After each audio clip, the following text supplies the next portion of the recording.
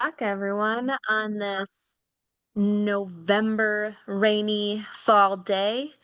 Calling us to order at 9 o'clock. Katie, if you could do our roll call, please.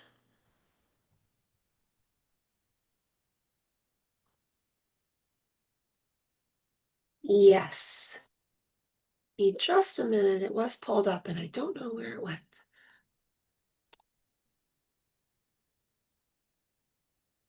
Good morning. Good morning. We're about to do roll call, Brenda. A roll call. Juliet Ballard. Marta Larson.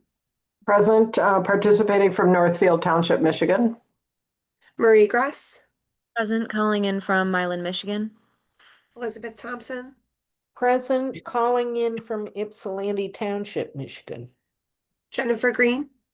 Present, participating from the city of Ypsilanti. Phyllis Hertzig. Bruce Astron.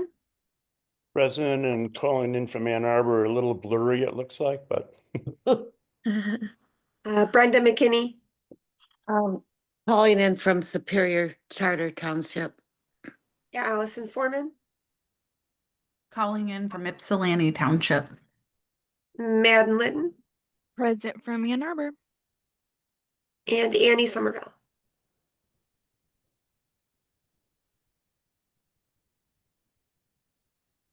Okay. I see that Phyllis Herzig has joined us, so. Yes, she has. Phyllis, would you like to roll call? Yes, I'm here from Ann Arbor. Thanks. And Juliet is joining us as well. Hi, Juliet. We were just doing roll call. You're muted. Juliet Ballard, Dexter, Michigan. Sorry about that. Great. All right, so we're moving on to public participation. If any members of the public would like to speak, you can raise your hand and we'll allow you to talk. Janine, you're considered part of this group, so we'll wait until after public participation for your comment. Okay, thank you. Yeah, of course. Going once, twice, 3 times. All right, so we'll close public participation. Any commissioners want to have response to public participation? Janine and then Margie. Okay, good morning, everybody. I am coming to you again from the Healthy Aging Collaborative, and we are in the process of finalizing our new co-chair. We rotate co-chairs every other year, and we will announce at our November meeting the new co-chair, and then we'll share with you at this December meeting who that person will be. Just trying to follow the proper orders and not share too early, but we're excited. So that's our main thing. And we also have a charter that we developed, which will hopefully be finalized at the November meeting. And then we can happily share with you all if you would like to look at it too, once we finalize it. Thank you. Margie? Yes, I don't think my name was called, or at least I didn't hear it. But I'm present and calling in from Pittsfield Township. Oh, thanks. Oh, thank you.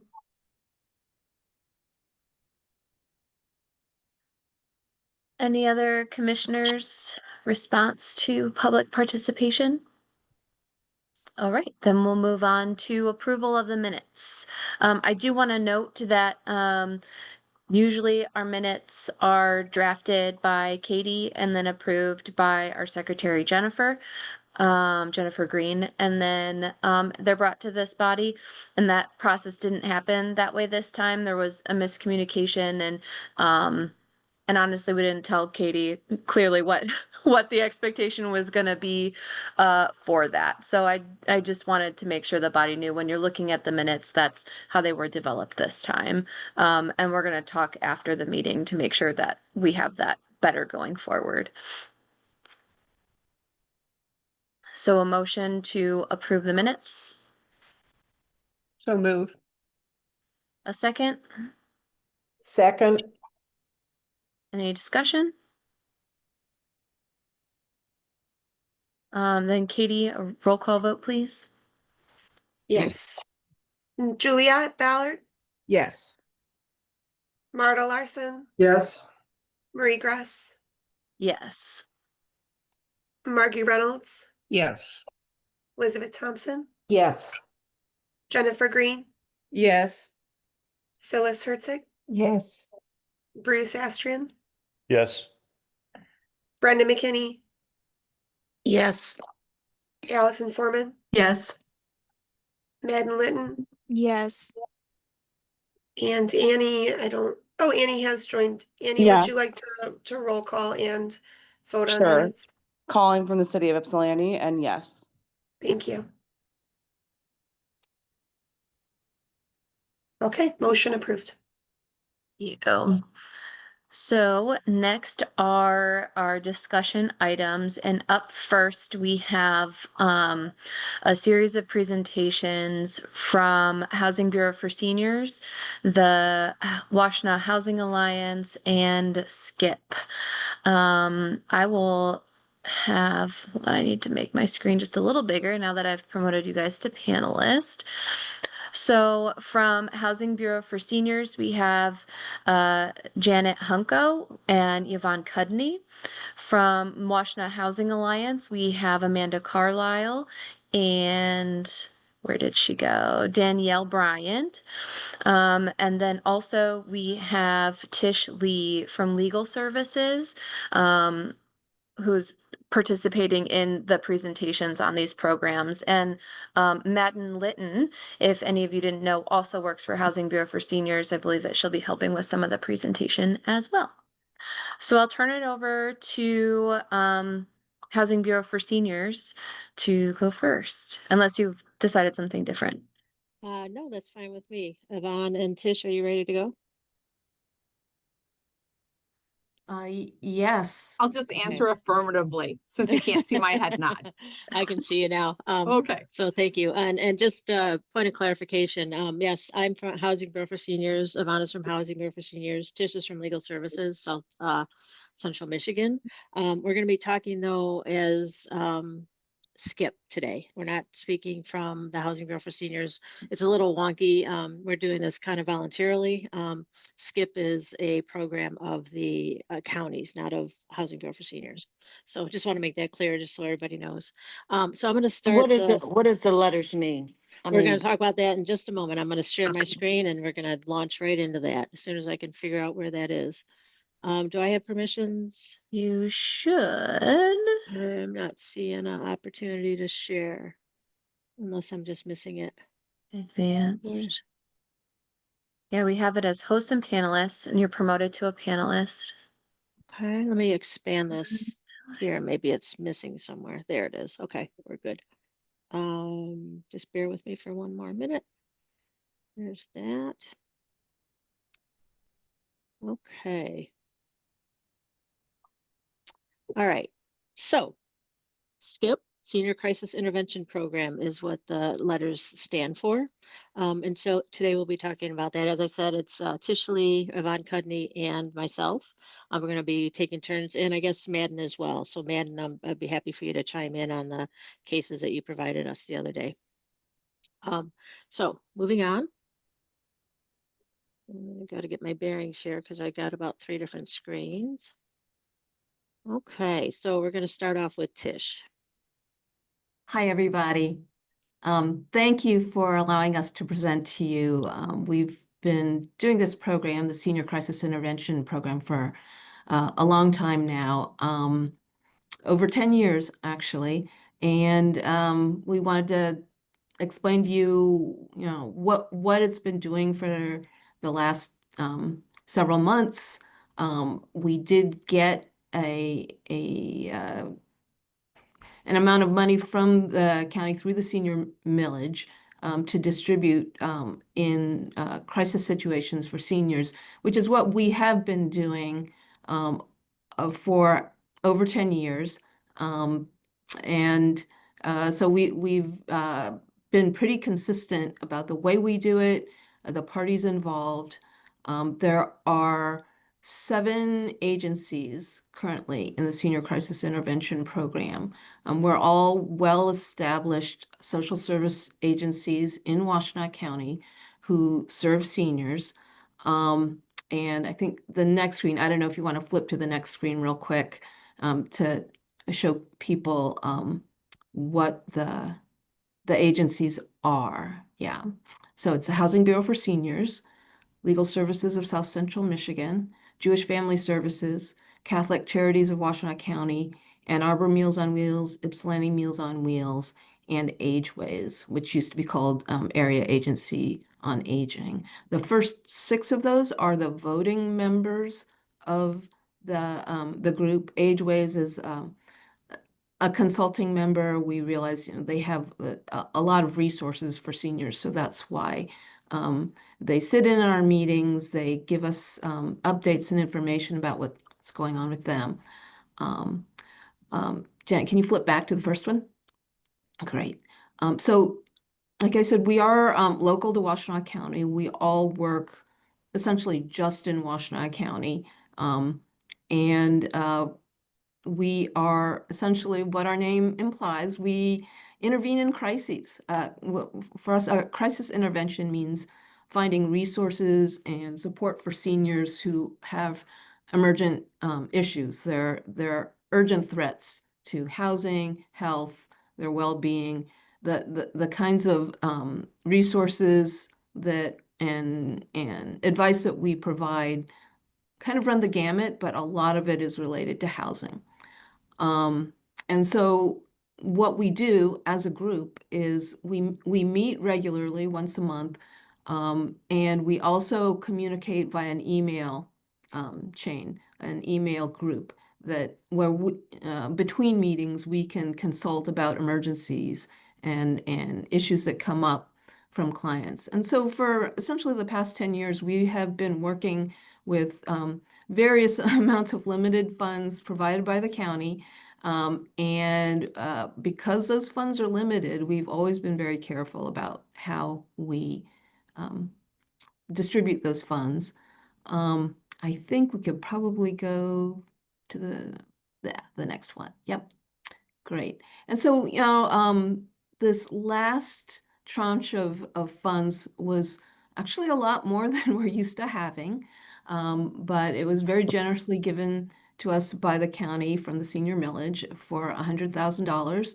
And I think, when did we start that, Janet? Maybe in September? June 1. June We started 1. June Okay. 1. Oh, Yeah. we started June 1. Okay. We Mhm. started June 1. We have now exhausted that fund. But we've always been very careful about how we vet these requests for funds. We look at issues like sustainability. If we compare income versus expenses of the household, we want to make sure that this isn't just money that's going to be spent and then someone's going to become unhoused anyway, or might fall back into crisis very quickly. We want to make sure that the household has maximized alternative resources, sought out other funding where that's available. We examine cases to see if there are ways that we can advocate to reduce the amount needed. Actually, this is where I come in a lot, because we at Legal Services do a lot of eviction cases. We're up against landlords all the time, and we're scrutinizing ledgers all the time and identifying areas where landlords are overcharging, where they have unjustified fees. Maybe there's a subsidy that isn't being applied correctly.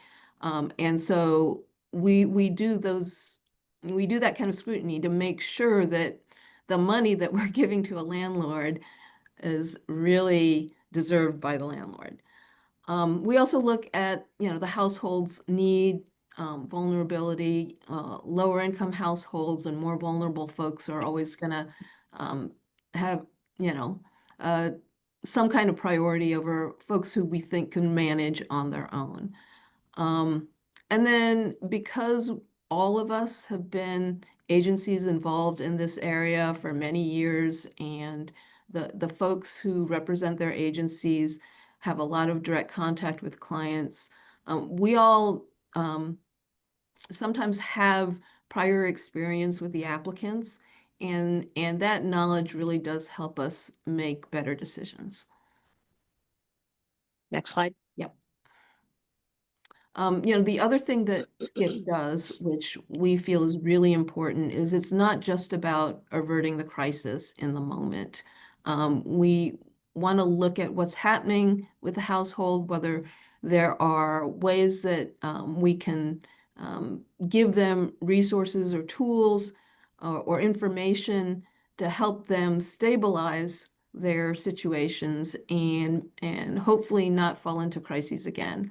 You know, some of those things are here, like, you know, getting someone into subsidized senior housing, providing them with case management, telling them about their rights as disabled persons, and maybe there's fair housing implications.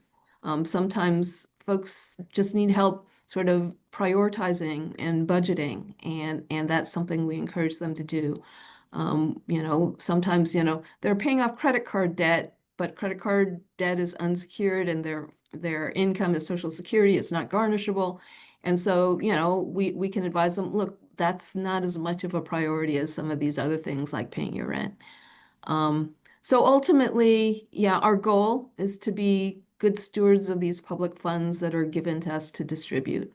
We like to think that we're pretty careful about vetting those funds and making sure that they're spent appropriately. Thank you, Tish. Mhm. So I'm going to take it from here and talk a little bit about logistics. So logistically, how this happens. We've developed a survey, a Qualtrics survey that was specific to SCIP. It includes, as Tish said, a comprehensive detail of what the income is for the household, what the expenses are, and so it gives an opportunity to compare the two. It includes everything too, including other places where the individual may have tried to garner funds to help with this crisis. So we want to see if we can have a opportunity to leverage other funds throughout the community. The application was displayed at a Berry Busters meeting, and it has been sent out to the Berry Busters listserv. So it's available to anybody within the community who has an association with an older adult.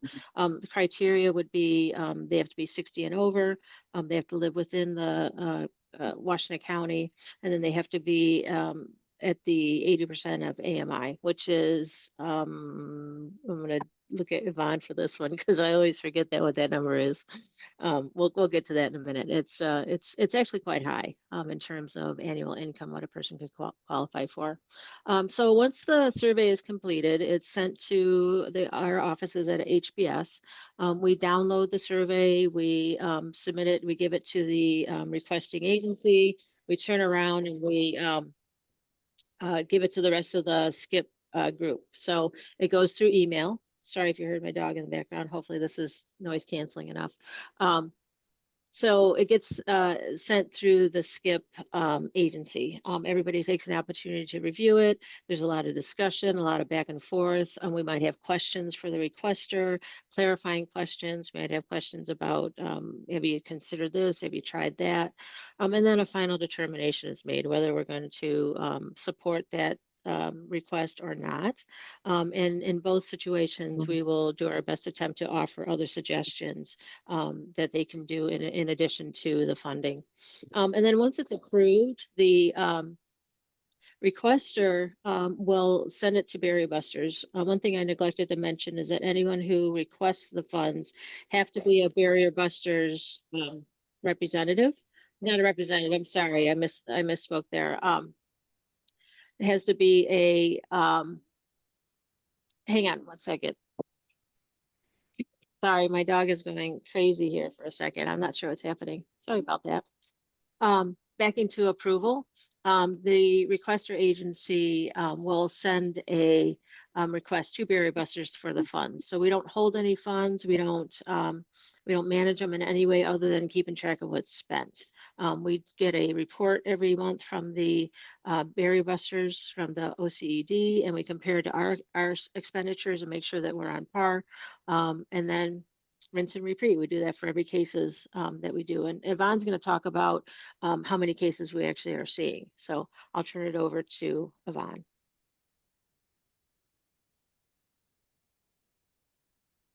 Good morning, everybody. Thank you so much for allowing us to present to you today. As a bit of background, before I get into the applications, Tish already said this, but in May 2025, the Washtenaw County Board of Commissioners allocated $100,000 to SCIP to, quote, provide services to keep older adults housed. On June 1st, we launched the application process to the community, including all of those who are members of SCIP. And by October 24th, SCIP had spent nearly $98,000. And it would have spent a lot more had we had more money in there, but we always get really cautious, much more cautious than we normally are when we're nearing the end of funds. So there were 102 applications submitted that we were able to evaluate. There were a few more beyond that where Barrier Busters member agencies started the application, but really didn't give us enough information to be able to even reach back out to them. So those aren't generally counted in these numbers. So 102 applications were completed that we were able to evaluate. We funded 67% of them for a total of 68 cases, and we declined 24% of the cases for reasons I'll discuss on the next slide. And 9% were withdrawn.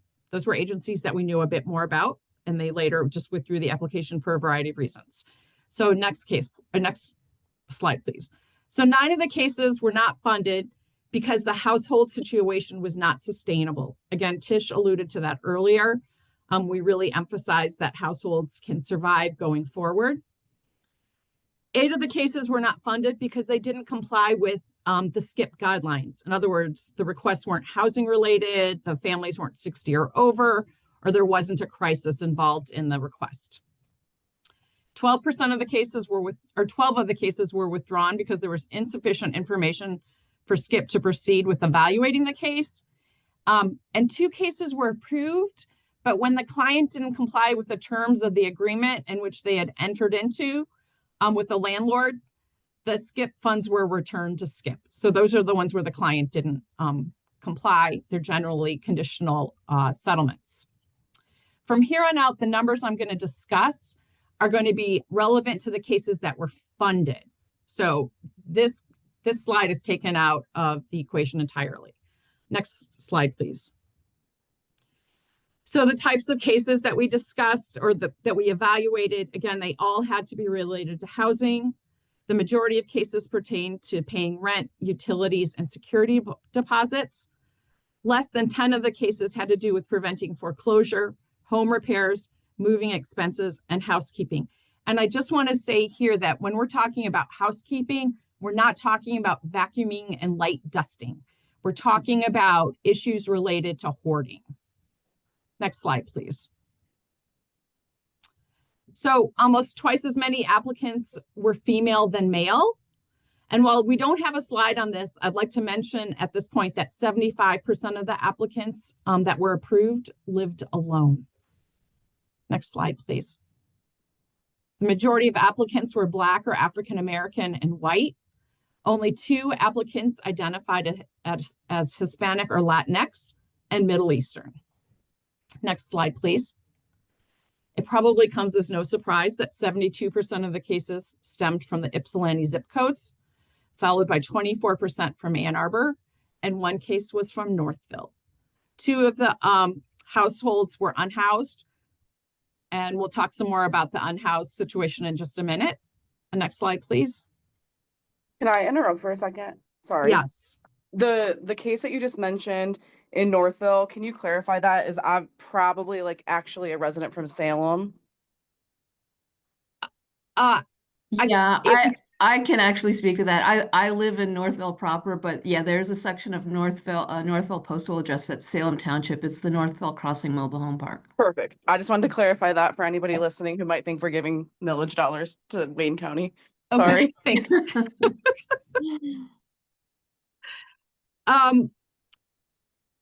So household income comparison. So half of the applicants had incomes below the poverty level, which in 2025 was $15,650 for a single person. I'm just going to talk about the single person numbers so you don't get lost in numbers. 97% of the households had incomes below United Way's ALICE threshold, which is asset limited, income constrained, yet employed. For older folks, they usually take the employed out, but it's still called ALICE. That threshold for a single person household was $39,900. So 66% of those households had incomes below $40,000. And then 3% of the households had incomes below the area median income. So below the area median income and ALICE. The area median income is $70,560 for a single person household. So they had incomes between $40,000 and $71,000. Thank you. And I'm just going to say this because it's not in the presentation. A two-person household that is at 80% of the area median income has an income of $80,460. So it's a pretty high a pretty high income. Next slide, please. 24% of the applicants were homeowners and 68% were renters. 8% of the applicants were unhoused, which I know contradicts what I said earlier in terms of there were only 2 unhoused applicants in the zip code slide. That is the information that was input, and so that's sort of what I'm stuck with. But I can say that 3 of these unhoused applicants had zip codes in 48197 and 48103 zip codes. Next slide, please. Okay. So these were the submitting agencies that were approved. Catholic Charities of Washtenaw County submitted 3 applications. The Housing Bureau for Seniors submitted 34. In other words, half of the approved applications, which really isn't a surprise because that's what the Housing Bureau for Seniors does, older adults and housing. 7 of the applications came from Jewish Family Services and 3 from Legal Services of South Central Michigan. Those 4 agencies are all members of SCIP. 1 application came from Michigan Ability Partners, which supports veterans and individuals with disabilities. 15 of them came from SOS, which is part of the Housing Access of Washtenaw County Coordinated Entry Process. It's the single point of entry for unhoused people and does eviction prevention. So that too shouldn't be much of a surprise. 1 application came from Trinity Health. 1 application came from the U of M Health Complex Care Team, which is a team of hospital professionals who provide intensive case management for complex patients. In other words, patients who've been admitted a lot of times in the past year.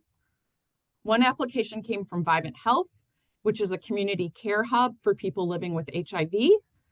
And 1 application came from Washtenaw County Healthy Neighborhoods Team, which is a part of Washtenaw County Health Department. And it's made up of community health workers who work with individuals and family members to get the care they need. And then 1 application, I don't know why we had such a problem with this, getting this to show up on the slide, but 1 application came from Ypsilanti Meals on Wheels, who is also a member of the SCIP collaborative. 71% of the approved requests were made by SCIP agencies. Next slide, please. And that's it. Off to the rest of the team to talk about cases. Yes, we're going to talk about a few cases. Tish is going to talk about the first 2, and Madden, if you want to, you can talk about the 3rd one. That's the one that you told me about yesterday. So let's start with Tish.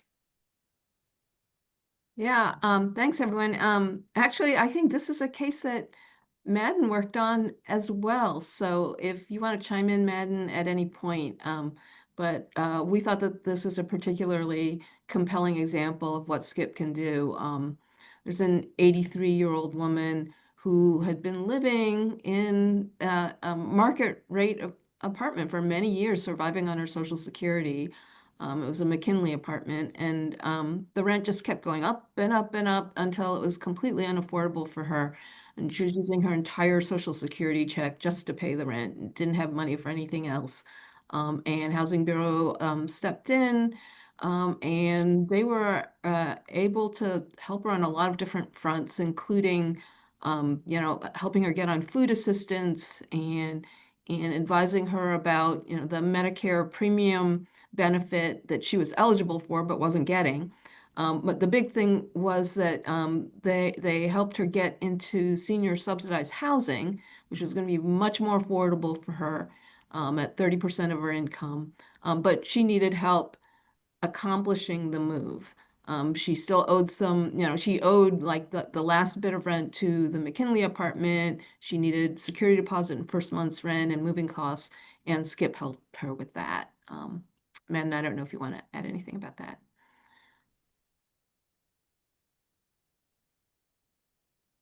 Well said, Tish. I have nothing to add. Okay. Okay. So next case. The next one was actually one that Legal Services was involved in because one of our former staff actually agreed to help this family, this household pro bono. But the husband was a 76-year-old male who was in hospice, who's very ill. And the family was in another market rate place, but they were being charged late fees every month, very high late fees, because his Social Security check didn't arrive until after the due date. And we know from the work that we do with fair housing that when someone's getting a check late and is disabled, they should be getting those late fees waived. And so SCIP not only helped this household with the past due balance, but connected them with fair housing and to advocate for the late fees to be waived. And also, I think we're also helping with a Social Security matter for them. Okay, next slide is our final case that we're going to talk to you about. Then we'll open up for questions. So Madden, are you comfortable taking this one? Kind of throwing you on the spot this morning. No, Go I'm for it. ready. So thanks, Tish. Great job, and good job, Yvonne and Janet. Wonderfully presented. So let's see. We have a 63-year-old male. This is a couple. Like Yvonne said, we don't see couples a lot. It's a lot of single people struggling. And when there is a couple, it's a little bit better because at least one person it's more opportunity for assistance. So in this situation, they were veterans and they had exhausted some veteran dollars for other housing concerns. And they were at a point where they were, receiving a utility shutoff. I don't know if you guys have ever missed your DTE bill for more than 2 months, but they are pretty quick with it. So unfortunately, they owed quite a bit, over $1,000. And so we were able to leverage with state emergency relief funding from the state and contributed to that balance to make sure that they had no issues with their electricity utilities going forward.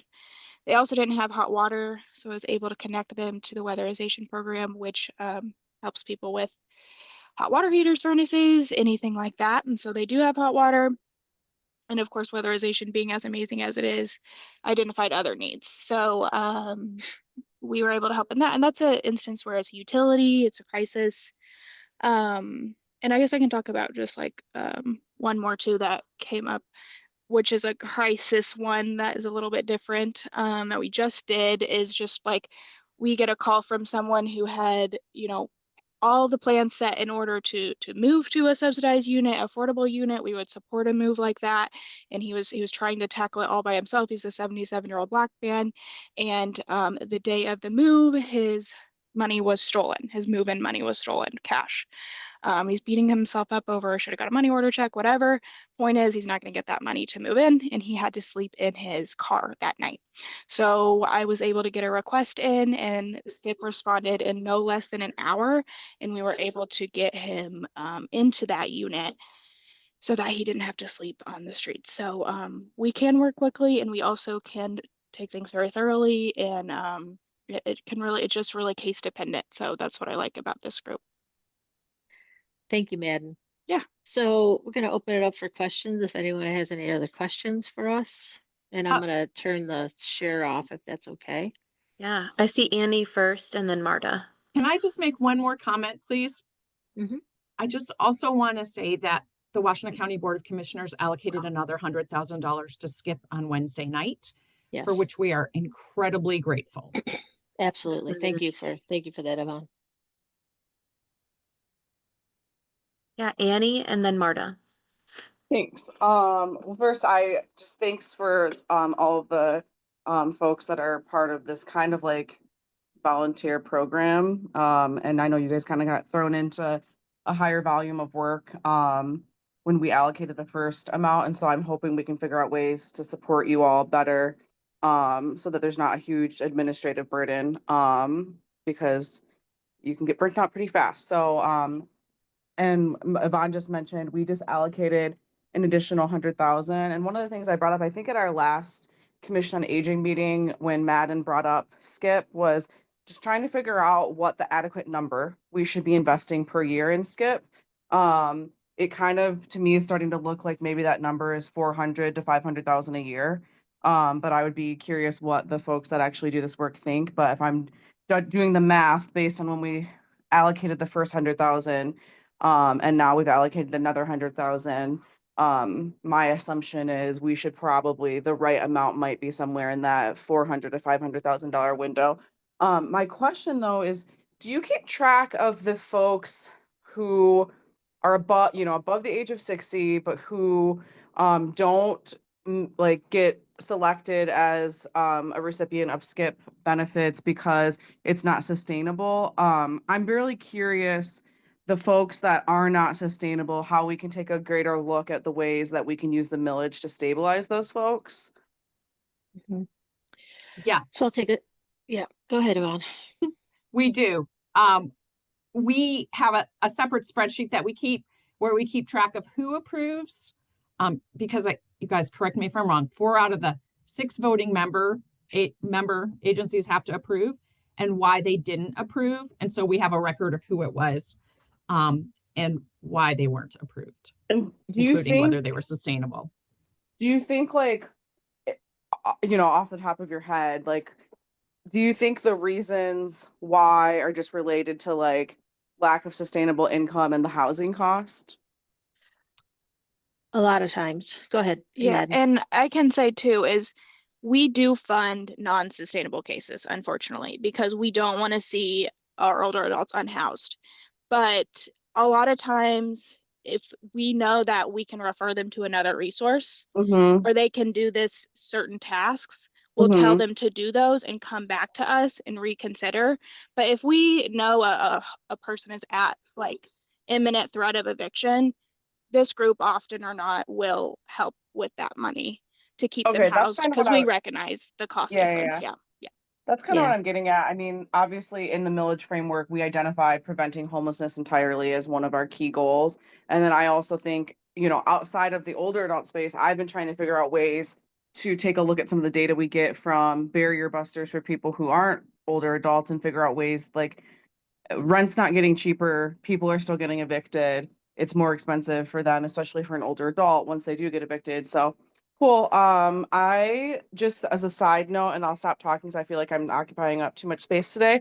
I've been talking to the chair of the board, Commissioner Scott, for the last couple of months about like pulling together a series of work groups based on certain issues for older adults, and SCIP is one of them. And so when at our last meeting, I mentioned, we need to like present to the county board so like the commissioners actually understand what you all do, because sometimes we're just voting yes or no on funding and people don't really totally realize like some of the stuff that you shared I think would be really good for board members to know. And so if there's a willingness to present at working session, and if the working session chair would be willing to do it, I think it would be a really powerful way for the Board of Commissioners to get a better look at, like, this is the money we allocated, this is actually what it's doing. Absolutely, absolutely. Yep. Thank you all. Mhm. Yeah, thank you. Marta, then Elizabeth. Okay, I have two questions, so I'll start with the first one, which is one of the things that I've been thinking about is these cases where people get evicted and all their stuff gets thrown out on the street and then they have to go someplace else and start over again. And I'm wondering if there's any resources to store their household goods until they can get themselves together, and what you all think about that. And then I'll ask my other question after you get done answering that one.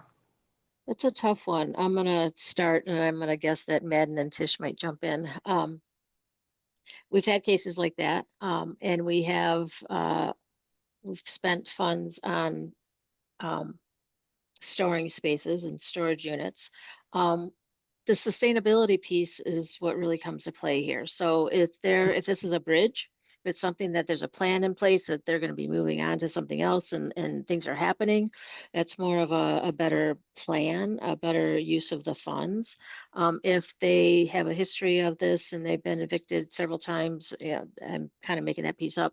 We might think about it differently. So I'm going to ask Tish and Madden if they want to add anything to that, or something different. You have a different opinion?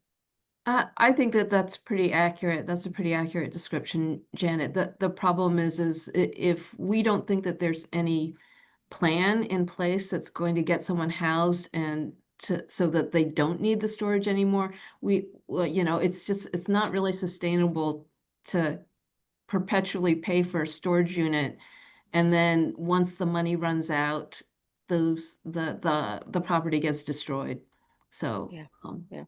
And it's more than just, we want to kind of do our best to get some proof of a plan. So do they have confirmation that they have a lease that they're going to be signing, or something along those lines? Some work is often an issue. Do they have a letter showing that they, are going to be improving their income, stuff like that? So.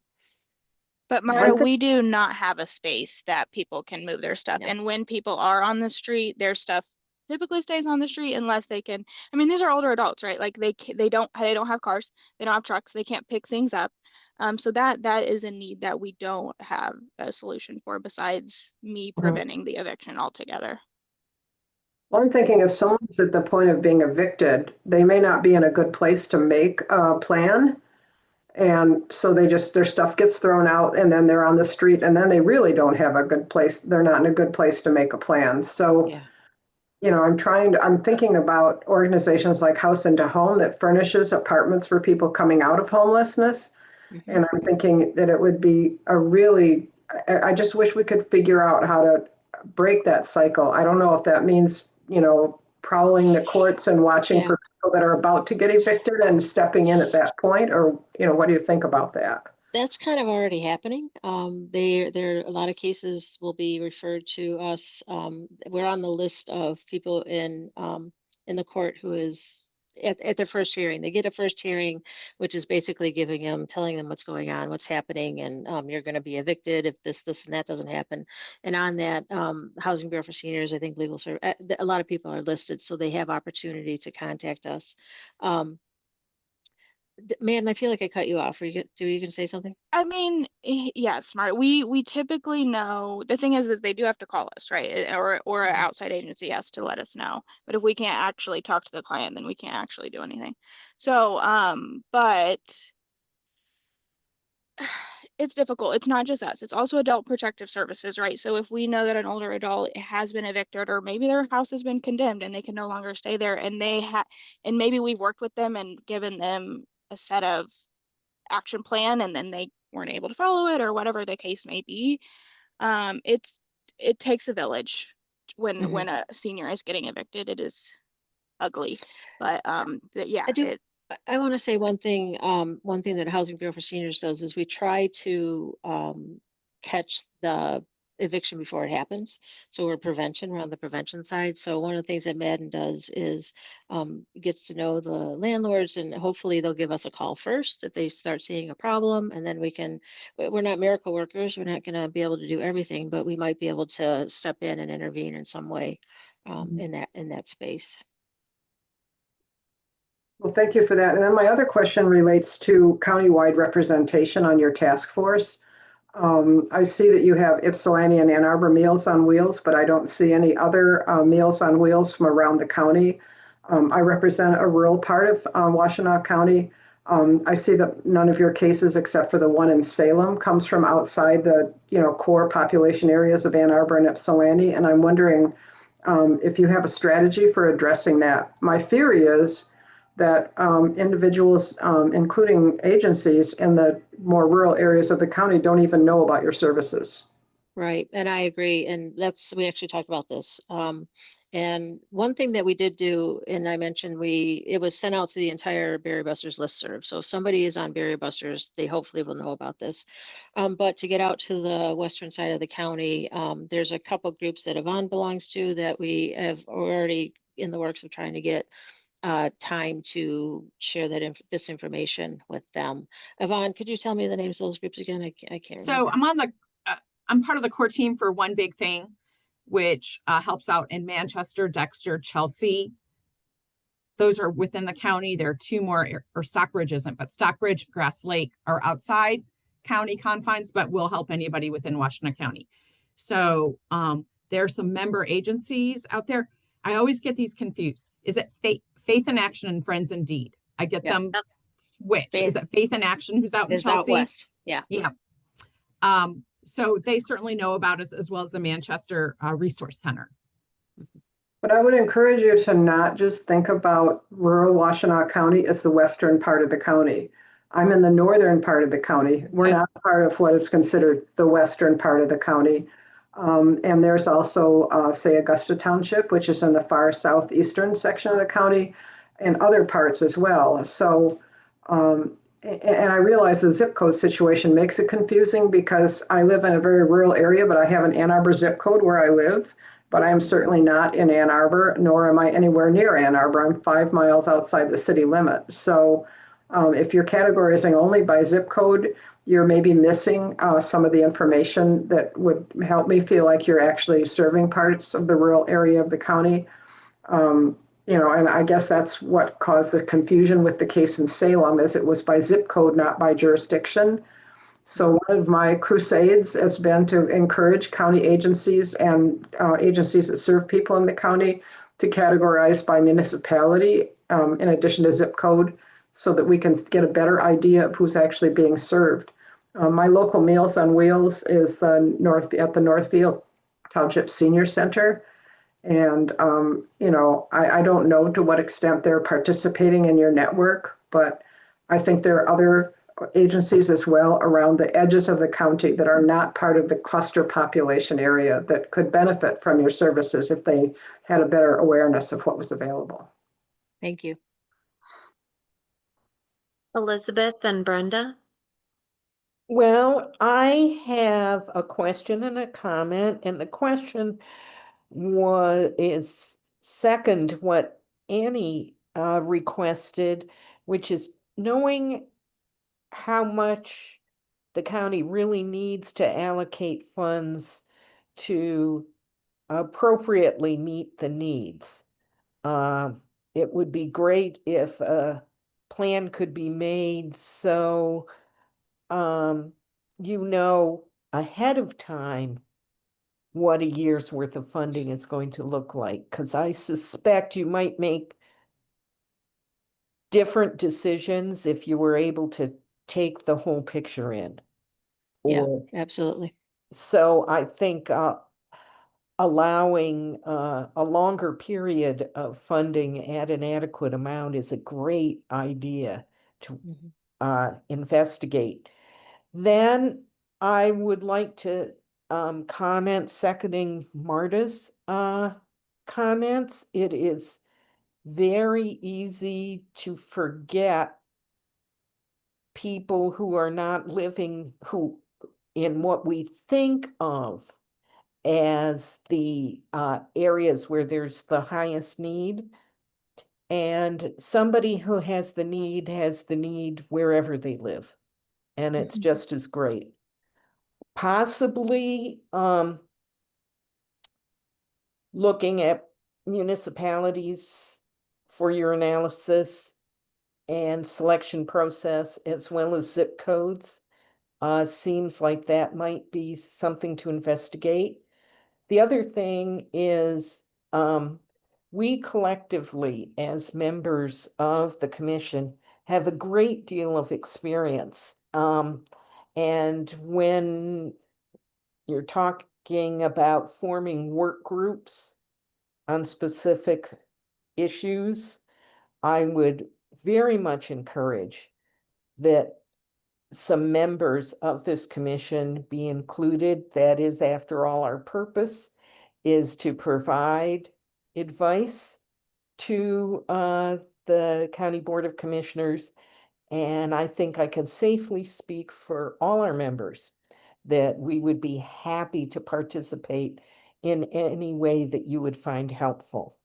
And that will also help address some of the thinking that focuses on just the specific area one agency serves and so on, because we bring a lot of other perspectives. So that's it. I'd like to respond quickly. Yeah. So we just reported to you all on the allocation of $100,000 from the last 3 months. SCIP has been in existence for years, okay? I just said for over 10 years. When I have looked at the numbers from previous years, we've assisted about 11% of the requests were from rural areas, okay?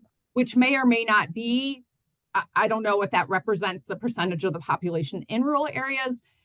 It just so happens that these 3 months, we had one request from outside the urban areas. But certainly our plan is still to conduct more outreach and make sure that agencies in the rural areas know that we've received additional funding and that they can access those funds. One point of clarification, it's actually 5 months. It's about 5 months of funding that we just spent. Good. That's a good timeline clarification. Thank you. Brenda, then Phyllis. Yes, thank you all for your information. It's very helpful to know exactly what you're doing and what services seniors need in our county.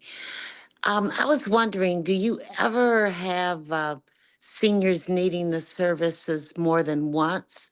And if so, why? So I'm going to take a stab at that. Yes, the answer is absolutely yes. I've been involved with SCIP since its inception, and it's actually been closer to 15 years. It started in another agency and it kind of evolved and morphed into where we are today.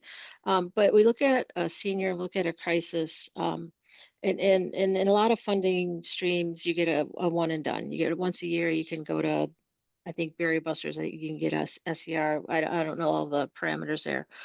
But working with older adults, we recognize that they could potentially have a crisis today that needs assistance. And then in 2 weeks, they can have a crisis that is totally unrelated and they need assistance.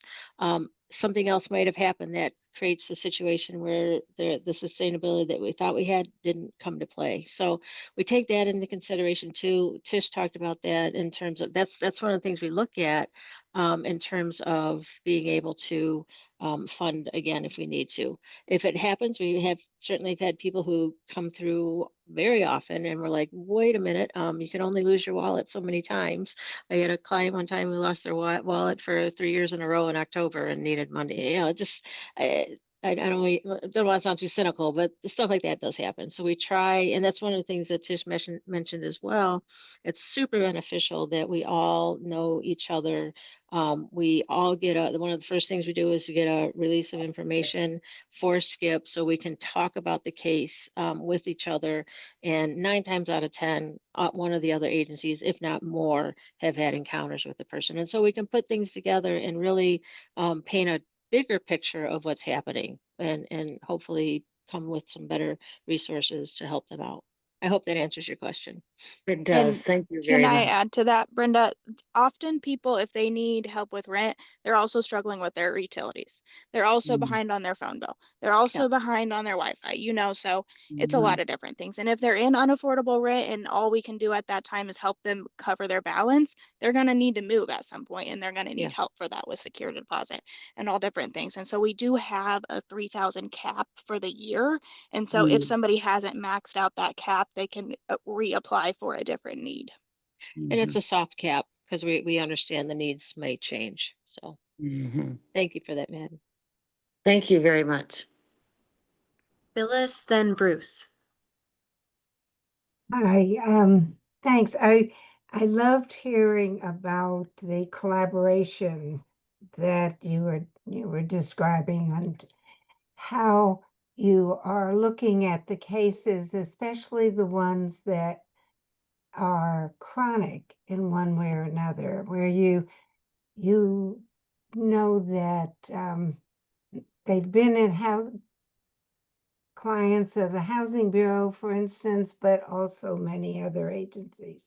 So I commend you for that. And I'm a little rusty, I guess, on how this fits with Barrier Busters. My sense is that Barrier Busters covers just a lot more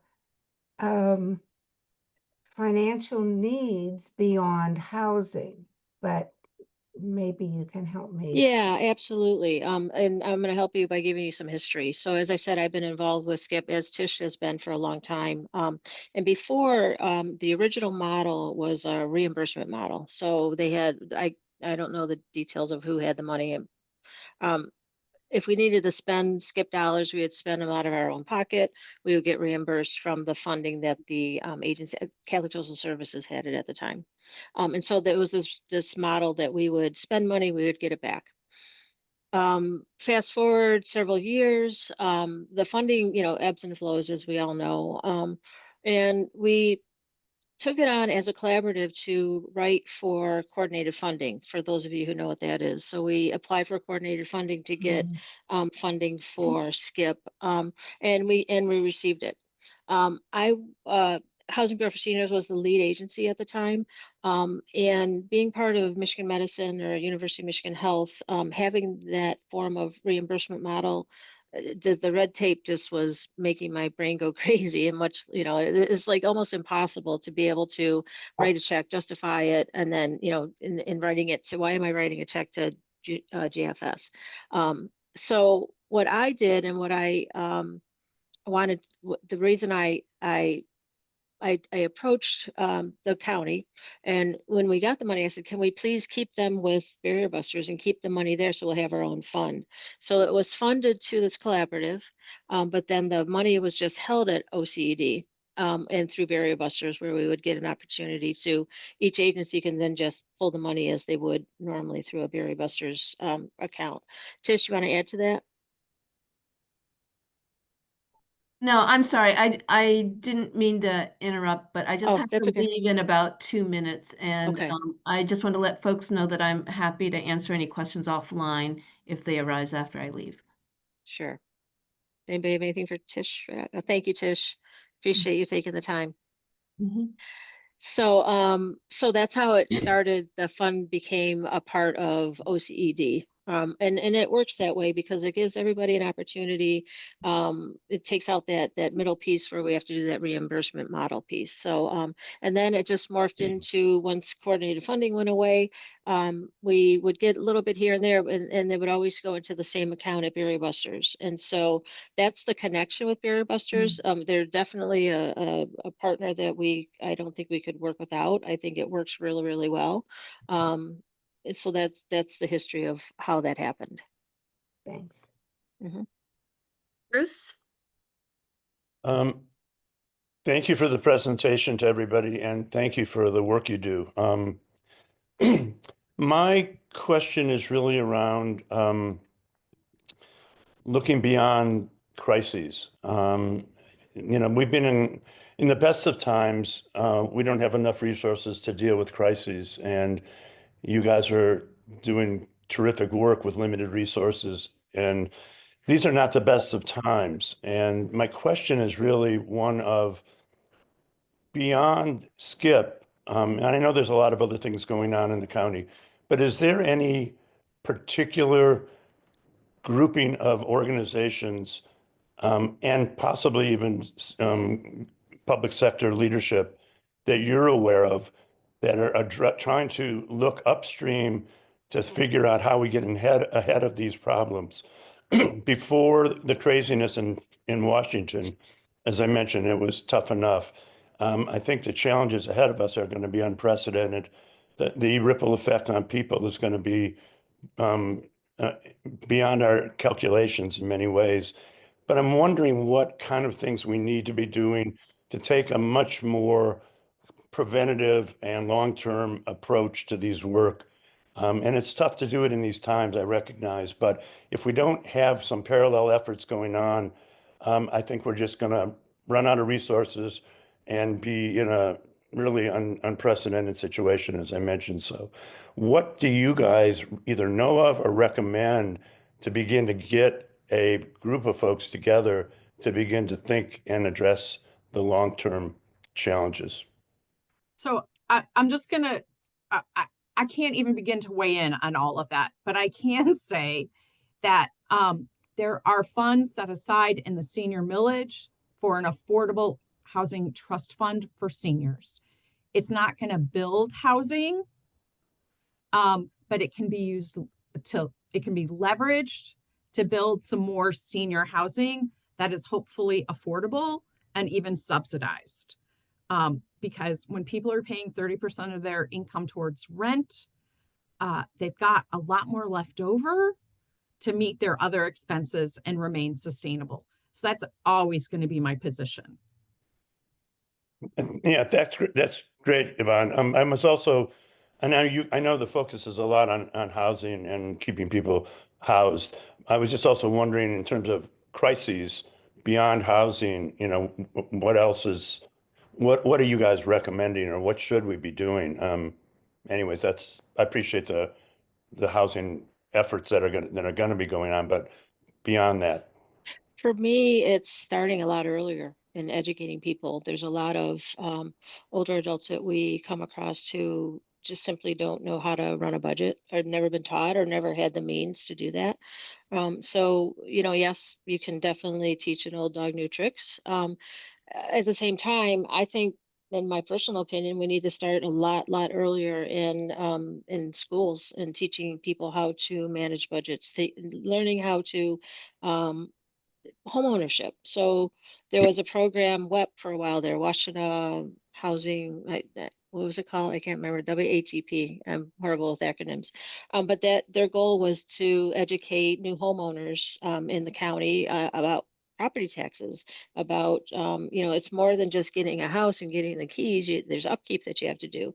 So things like that, things have to happen, in my view, a lot sooner. In terms of who we're working with now, we do our best to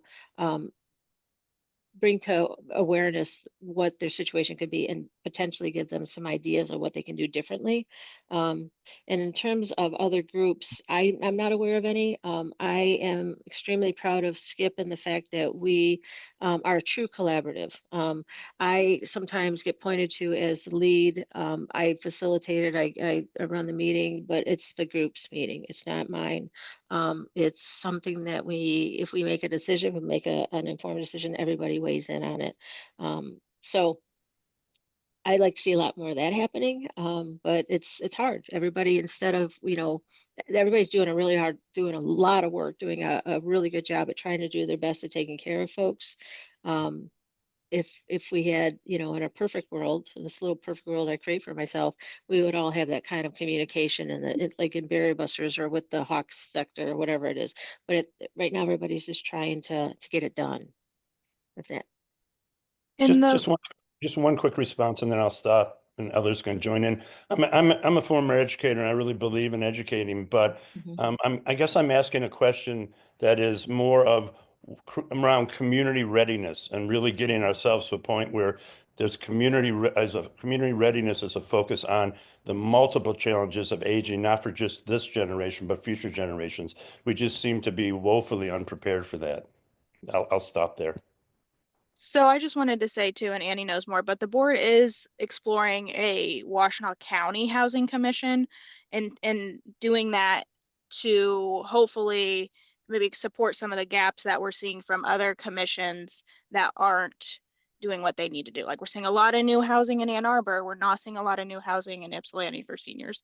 So long-term thinking, senior housing, affordable housing, how can we really get that implemented into our county? Thank you. Margie?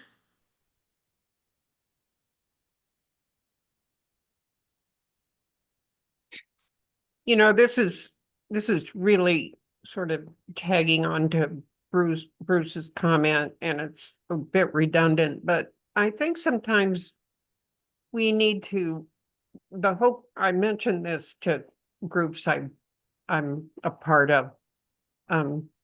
How do you work yourself out of a job?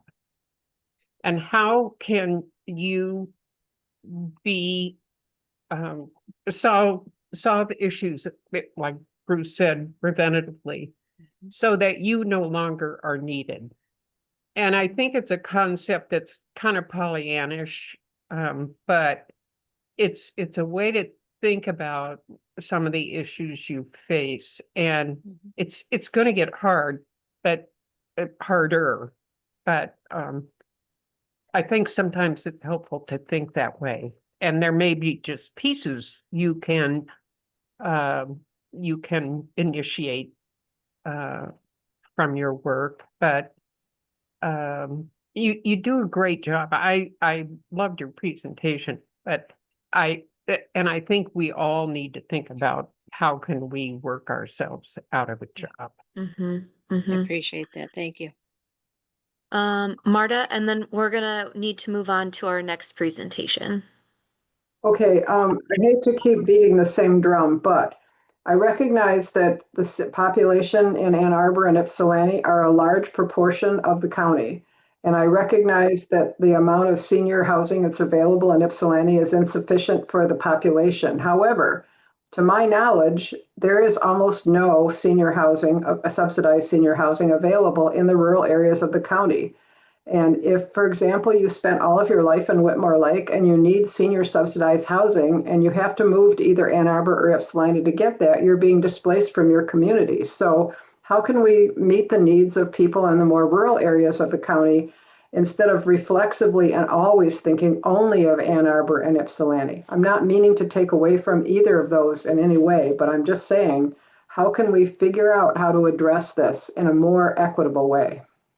So I'm not being facetious, but there, I think, is going to be a presentation you're going to hear in a few minutes about shared housing. That could potentially be one opportunity for people to help with their housing situation. Other than that, and Yvonne talked about this, we can't, if I hit the lottery tomorrow, I would certainly build a complex in each of the areas that need it. We need people who have that kind of money who are willing to do that, in my view.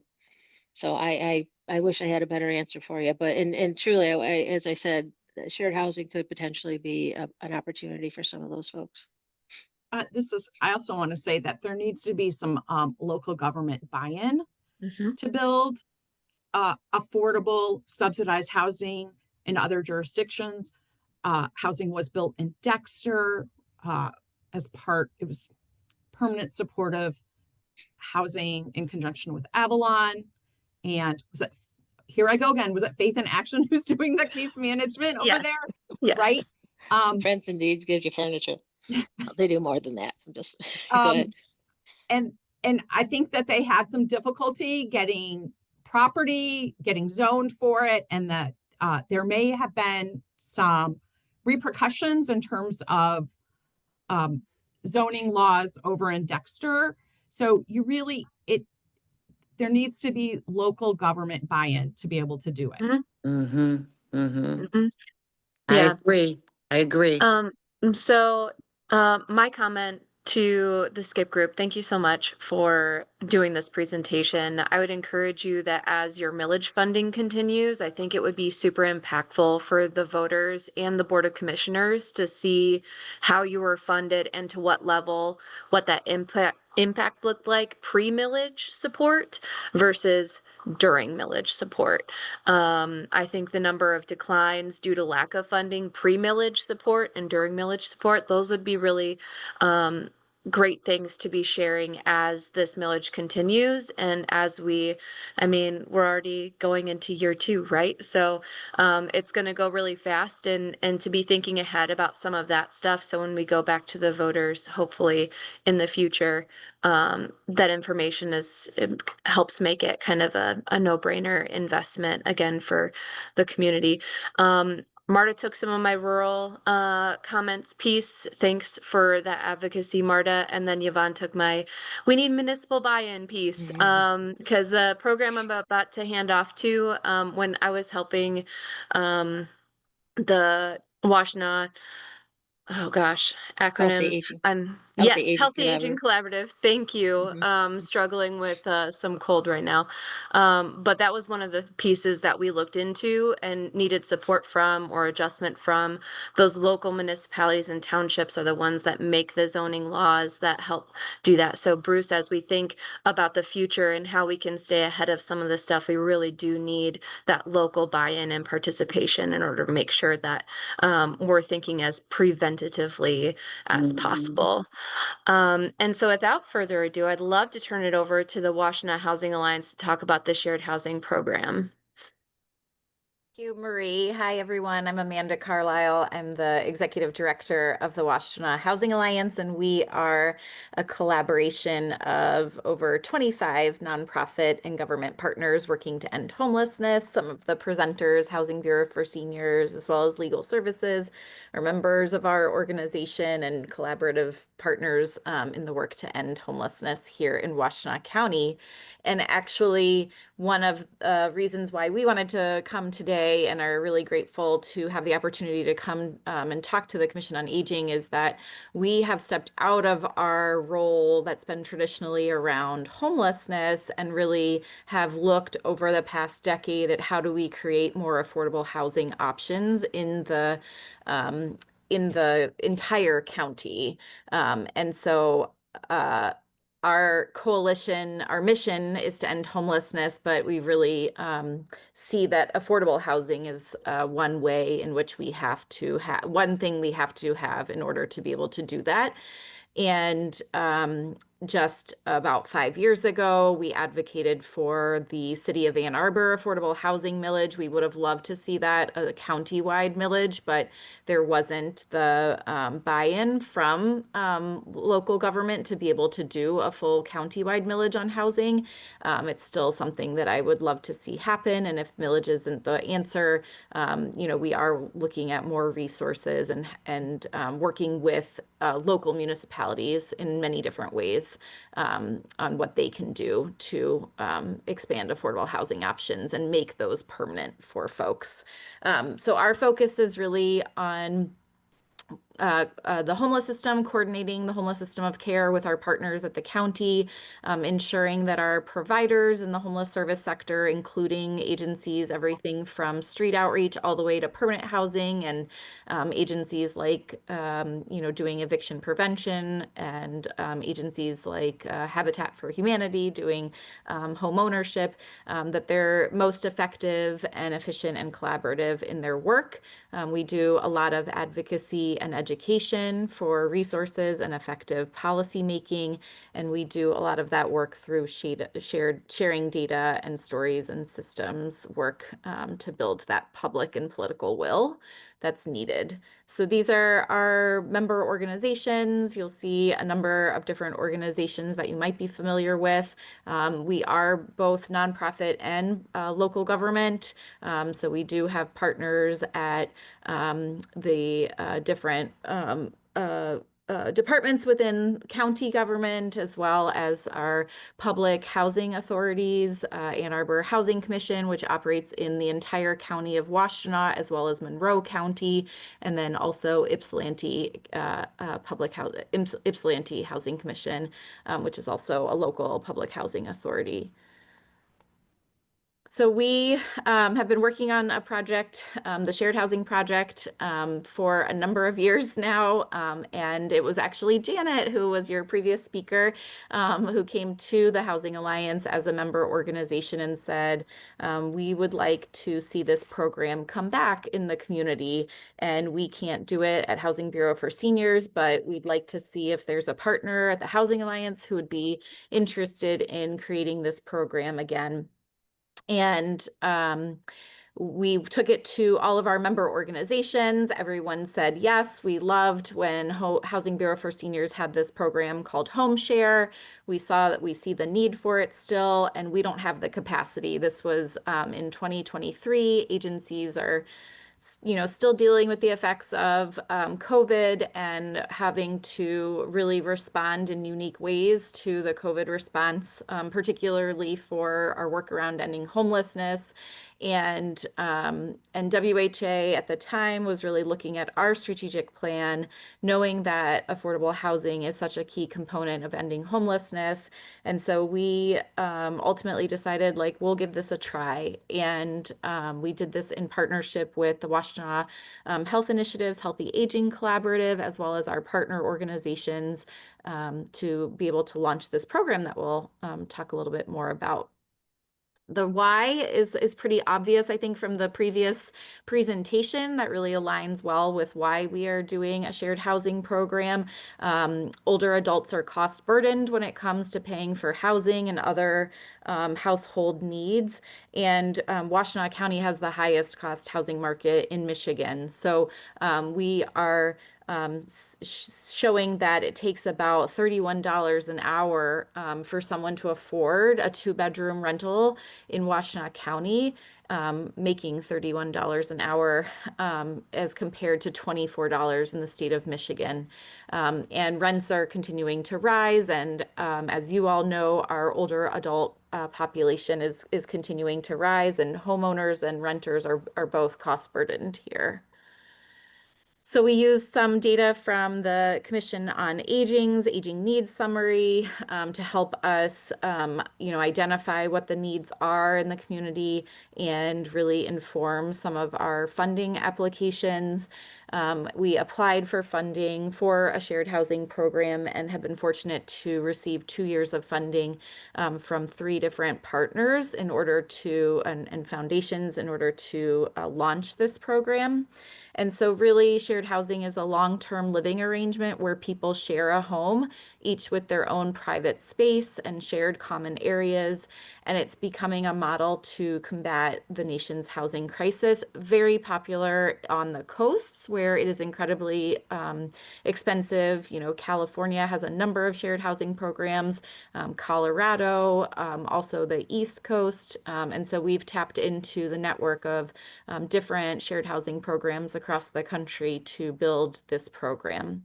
And now I'll turn it over to Danielle Bryant, who is our program coordinator for the program, to continue through the slides.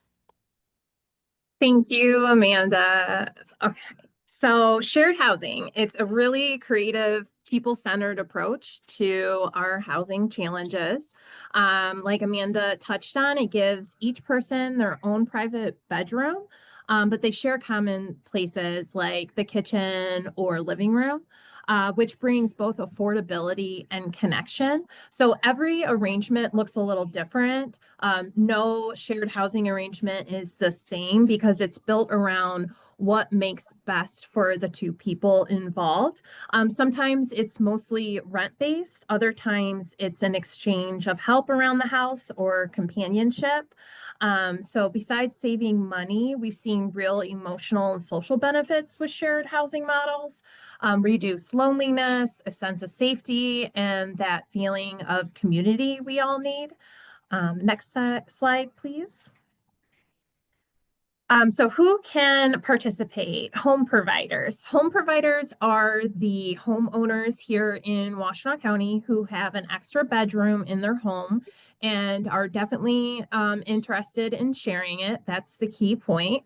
Most older adults who want to stay in their homes, but might appreciate some companionship. So light help with things like errands or cooking, or just a little bit of extra income to offset expenses.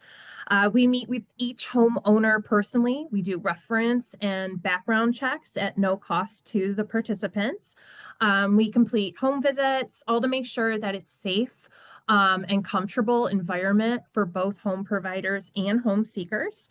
Then once we found a good match, both people sign a shared housing agreement. That agreement outlines expectations, rent or services, shared space rules, so everyone starts out on the same page.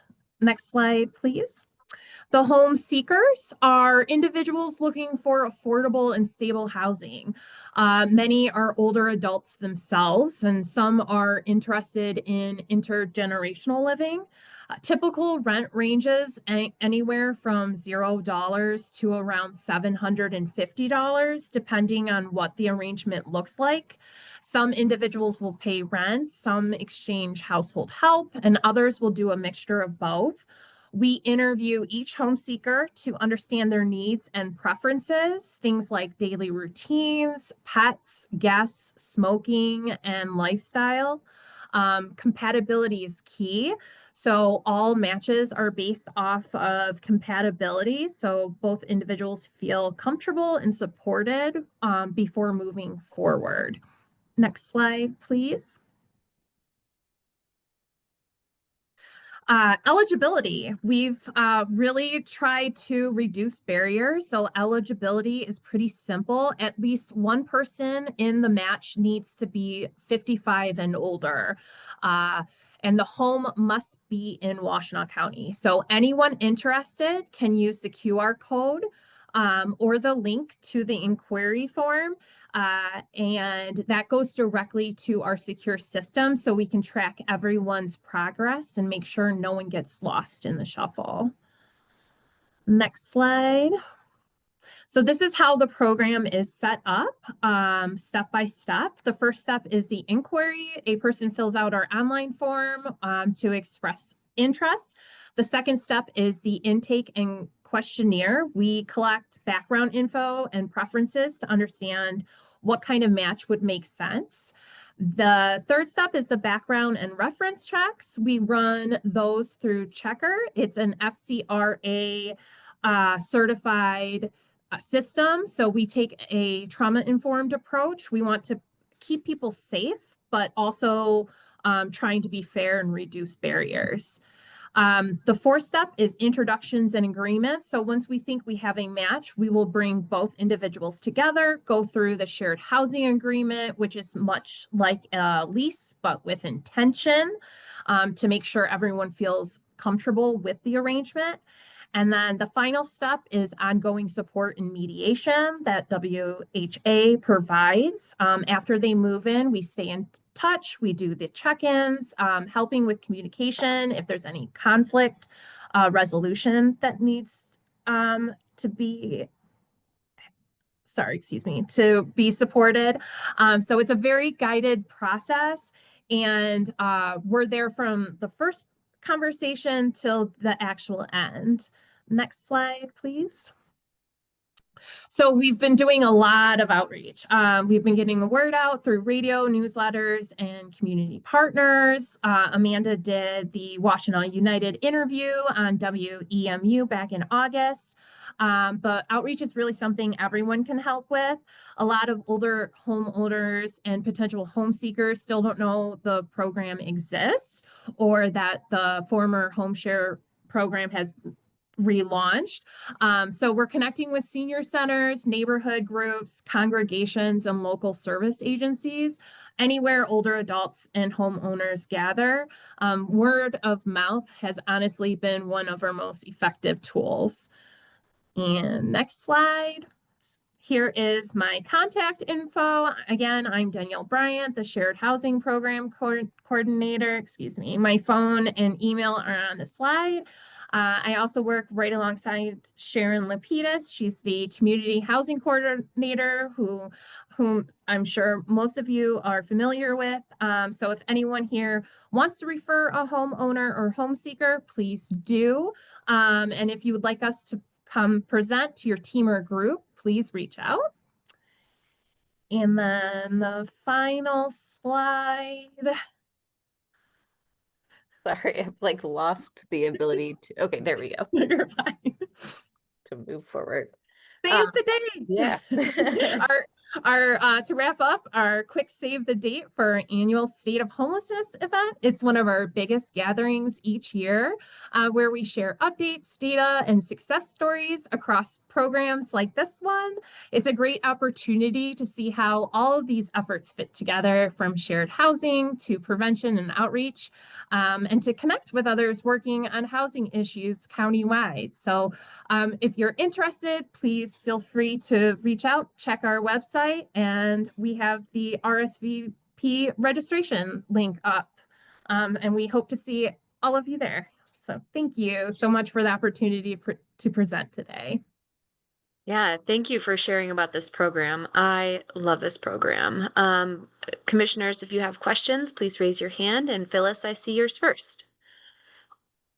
So I also love this program, and I'm thinking back to 1980, 81, when I was doing a field placement at Turner Clinic, and Pearl Axelrod presented this idea and made it happen. And I think it's such a wonderful solution, and I'm so glad that it's up and running again. So kudos to you all. Amazing. Thank you, Phyllis. Elizabeth and Bruce.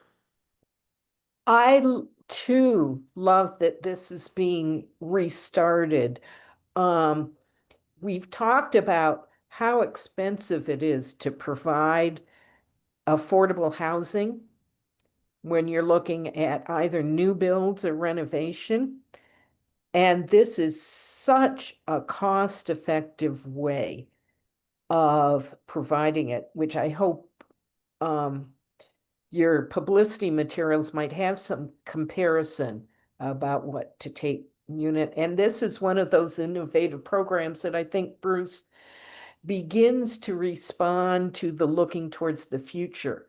If this becomes normative, what a wonderful thing. Actually, the idea has been around for a while. My mother was a social worker in Ingham County, and she was involved with the program that did shared housing back in the 50s and 60s, and including our neighbors next door participated. And it was wonderful for everyone. Also, we've talked a lot about social isolation. All the research shows how imperative it is to address that, and often issues about transportation make it very hard for people to address social isolation. And this is really, in a way, a transportation-free way of addressing some of the social isolation that older adults are vulnerable to. I'm glad you're reaching out to congregations, because in my other hat, when I'm not on a state committee or this committee, I'm the administrator at St. Luke's Episcopal Church in Ypsilanti, which starting Monday is providing the overnight shelter for homeless people. And we have a special interest in this.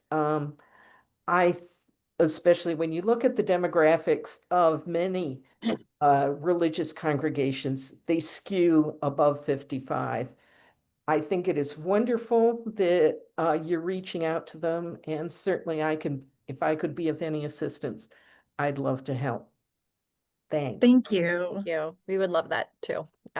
Any connections that you all Yes. feel we should, be reaching out to, we would be great for that. Grateful. Bruce? I'm going to continue the fan fest. Much appreciation for what you guys do. I do have a couple questions. First one is, are you aware of the Generations United intergenerational focus on home sharing program? Is it a particular program or just that that it's intergenerational is the focus? It's a pretty serious undertaking, and I would just recommend you to GenerationsUnitedGU.org, because I think the intergenerational side of it is an important aspect. And if you need more information on that, I'm a senior fellow there, so I would be more than willing to help connect you. That would be wonderful. Thank you. Sure. And they've done a lot of work on it, and it's been very successful, mostly successful. Not easy, but mostly successful. The second question is, do you have any kind of experience or focus when the older person might be a long-term renter, not an owner, and would like to continue to stay in the house, but would also might like or need to have another person living there? Are there any ways that you've reached out to, especially individual landlords, as part of your work? Yes, absolutely. So I don't know if Amanda wants to take over this answer. Yeah, I can specifically. Yeah, I can just I'll add. So Sharon is our community housing locator, and she is particularly her main aim is to work with landlords and property owners in order to get folks housed. And so we do have a landlord advisory group that's made up of landlords and property owners in the county that advises Sharon and the work that we're doing around landlord engagement. And so that's certainly a connection that we've been building over the past many years. And so definitely, have that ability. I think one thing that Danielle said differently than what the slide says was that for the home provider, we specifically say home provider because the provider could be a renter as well as a homeowner.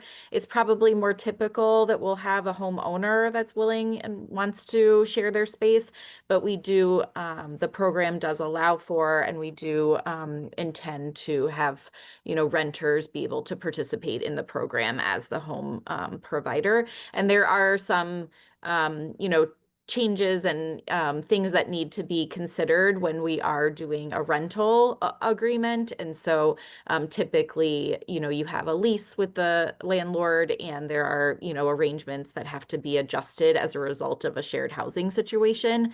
But we definitely have that on our radar and want to and have been having those discussions with renters as well as homeowners. And just a quick follow-up to that one. Do you also have to deal with insurance as an issue, in terms of both insurance that would cover both the provider as well as the new person? Yeah, I mean, typically we deal with this a lot with rentals. Now pretty much every landlord or property owner requires a renter to have renter's insurance. And so we will be, as part of Danielle's a case manager from Avalon Housing with a lot of different, experience previously working with tenants, low-income tenants. And so we definitely have that as something that we are talking to both the home providers and the home seekers about, and not giving them rent insurance advice, but giving them people that they can talk to related to any insurance that might need to be increased or obtained.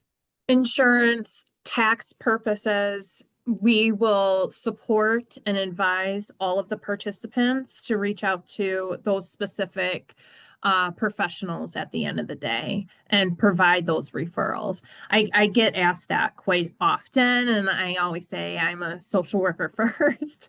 I am not a legal professional or a tax advisor. However, like Amanda was saying, I do use the word homeowner, but at the end of the day, the eligibility is that you're over the age of 55 in one person in the household. So Renters are eligible, but again, we have to work really closely with the specific landlords. And also Section 8 is also eligible. So it just involves a lot more paperwork and communication with voucher holders and property managers. But yeah, we've really tried to reduce the barriers for disqualification. And just last quick question, do you have access to or resources of your own for making any kind of modifications in homes? Yeah, that's a good question. I mean, we do work closely with our partners that do provide modifications, but we don't have, it was stipulated, we tried to put it in one of our grants and it was stipulated that we could not do that. So we don't at this time, but that is something, if we have success in the first 2 years of the program and see that as a barrier for folks participating, that is something that we could do and try to fundraise for. Thank you. Phyllis? Just a quick question occurred to me. Does it ever happen that it's someone under age 55 who has a home and welcomes an older person there? Yeah, I think Housing Bureau for Seniors model was really kind of like the older adult homeowner with a, graduate student or someone that's, a home seeker. But we don't have any stipulations on who can be the home provider.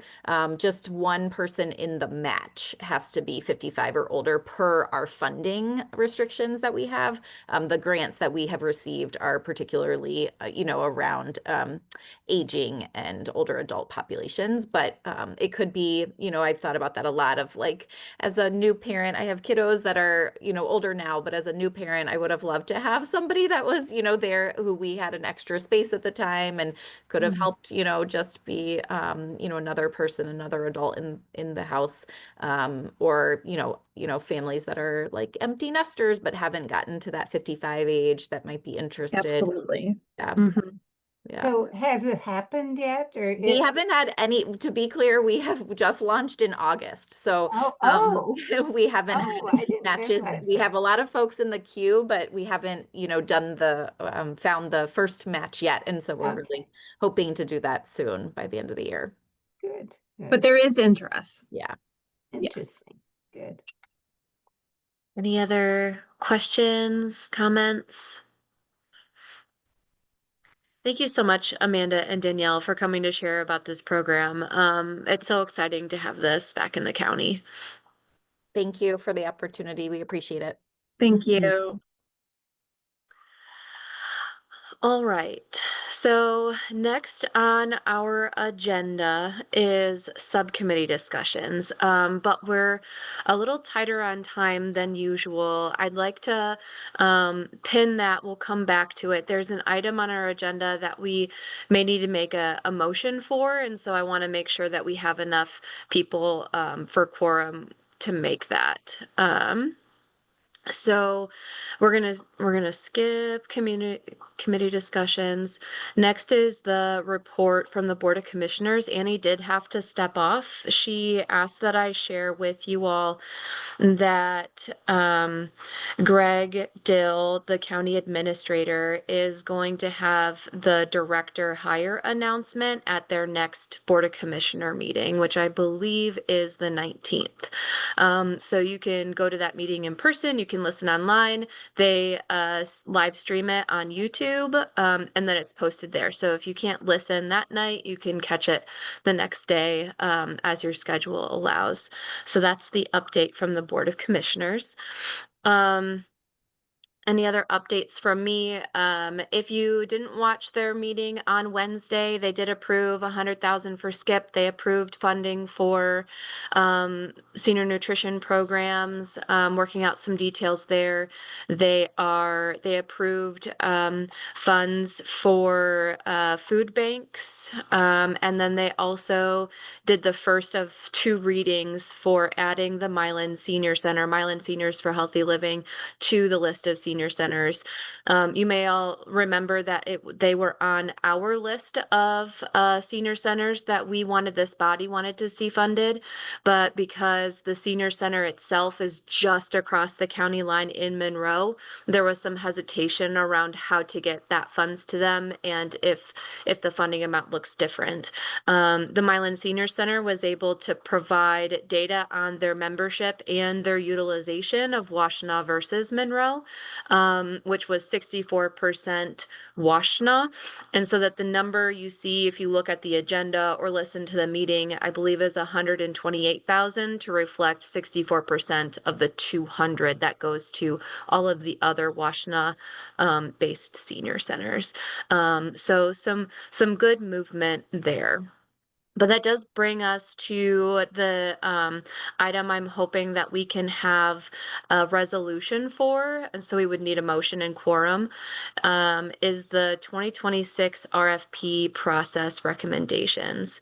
A lot of the commissioners in the past few meetings have talked about wanting to see these RFPs happen in January as the new director starts. What we learned from the transportation RFP is that a fast RFP process was releasing the RFP in July and the commissioners making a decision in September. And so that was a 2-month turnaround. For the transportation RFP, there was 4 applications to review. If they are doing the 3 primary pillars right away in January, that would be transportation, food access, and housing. There's going to be a lot more applications than just 4 for that review committee to go through and then give to the board of directors for their discussion and approval. And so if it was posted in January, a fast RFP would be decisions in March, but more realistically, with the amount of applications they could get, we're looking at potentially even decisions happening in April or May. If the director starts later than what the county administrator has shared his ideal timeline in the past, any delay in that will just push the RFP process further and further, where funding may not even happen until next fall. And so I would like this group to discuss and consider having a resolution, a recommendation, a formal recommendation to the Board of Commissioners that the RFPs for housing, food access, and transportation be released in January, that they make those plans regardless of when this new director may start, to at least get the process going in January. So that's what I'm proposing, and I want to just open it up for discussion. Elizabeth, I see your hand. We have transmitted to the Board of Commissioners on several occasions our desire as a commission to be involved in the RFP process in some ways. I don't know if this is an appropriate vehicle to reemphasize that. Yes. I bow to the wisdom of the other commissioners. And also, if we internally have some people who are interested in serving, we might be able to identify them now, so it wouldn't delay things if we are able to participate. Yep. So my comment on that is that the other item that we have to discuss today is the Older Persons Millage Review Committee on the final policy, which I'll have Katie share with you all on her next communication. The final policy does say that they need to have on this review committee 3 members from the Commission on Aging. So we will be part of that review process, and we can discuss those potential nominations next. But yeah. Thanks. Yeah, of course. Bruce? Couple quick clarifications. Have they indicated how much money they want to allocate to the RFP process, at least for the next calendar year? And a related question, have they figured out multi-year grants and how that's going to play out on a year-to-year basis, as well as, are they comfortable with, all having multi-year grants? Or, I mean, all those kind of questions that we had raised in our various discussions. I'm just wondering if they've resolved those, and That's a if they great are, question. yeah, so. Yeah, I will say that they have not determined either of those things because they want the Director of Aging Services to determine those things. Transparently, I had a conversation with Chair Scott earlier this week and talking about what this RFP timeline could look like, and if there's been discussion around how to make sure that this stays timely with a new hire. And her comment, I totally just lost my train of thought. Oh, you were asking about the amount of RFP. My recommendation to her, and something else that we can put in this recommendation, if this body agrees with that, would be to consider putting an RFP out for housing related programs, an RFP out for transportation, and an RFP out for food access, and to not put dollar caps on those at this time. We don't have a director who knows exactly what to spend on those programs yet. The needs are changing quickly with things that are happening at the federal level. And just because, let's say housing gets like $20 million of request, just because the county receives that much in applications does not mean that the county has to approve all of those applications, right? So just because there's not a dollar cap, shouldn't prevent them from being able to spend the money that we currently have in the bank. So that would be my recommendation, that there's a separate RFP for each of those 3 pillars of their policy, and that we don't cap any of those at this time. Does that answer your question, Bruce? It does, but I want to just quickly tie it back to, I think, was it Elizabeth who said about the role of the Commission on Aging? I think we have a lot to add to, yes, certainly along with whatever new director is brought on board, but even, our collective knowledge and insight both to aging and to RFPs and everything else.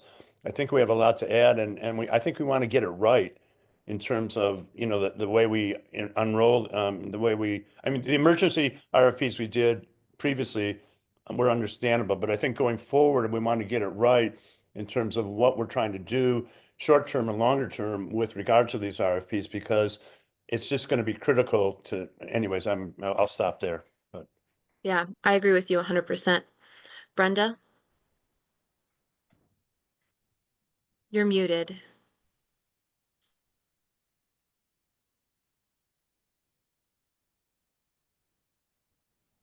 I'm sorry.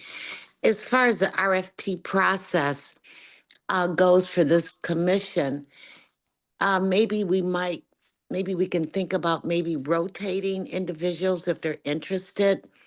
Is that something maybe we can do so that everyone can get an opportunity to be part of that RFP process? So we're not having the same individuals doing the process? Is that Yeah, something we can look at? I think that's a great idea. I want to pin that to when we get back to the review committee discussion. Thank you. Yeah. Any other discussion on my proposal, making a formal recommendation to the Board of Commissioners and County Administration that RFPs for housing, food access, and transportation be released in January? Elizabeth? Is that the wording for a motion? It could be. Because Is there anything else you'd like to add to that? If that's it, I'll move the resolution. I'll second. Any discussion? Just a quick question on that though. Would that limit us though? I'm in favor of those three, but would that limit the idea that a fourth area, say caregiving or something else, could be added as an RFP possibility going forward? Maybe if there's some language that says and those three and any other ones that there's agreement on or emerging concerns. Just because I don't want it to go a whole year with only those three being able to be dealt with if there's another area that we really agree needs attention. Yeah, I have a response to that, but Marta or Allison, did your comments, is that a response to Bruce's question? No, mine was another one. Okay. So I would say that this resolution does not prohibit additional RFPs, but these are the three highest need priority areas that the county made. And these are the three areas that definitely should not be delayed any longer due to, the various processes and things that are happening. I think that would still allow the director to do a fourth one, right? The county policy has a broader, fourth umbrella that's about like any other things that could also be released at the same time, but that could also have a little bit more time for planning. We do want to make sure that housing, transportation, and food access as the three priority areas are promptly being invested in with, at this point, 2 years of millage funds sitting in the bank. Marta? I was just going to propose a friendly amendment that we add that there be no cap placed on the RFPs, if that's in agreement with both the motion mover and the support. Yes. And then Brenda, you seconded it. Is that okay with you? Well, I moved it, Elizabeth moved it. seconded Oh, that's right. Yeah. and I will agree with that, yes. All right.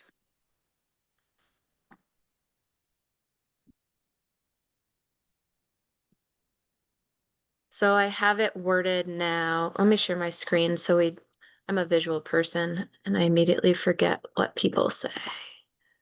This share. So this is what I have right now. Recommendation that the RFPs for housing recommendation to the Board of Commissioners and County Administration and Office of Aging Services.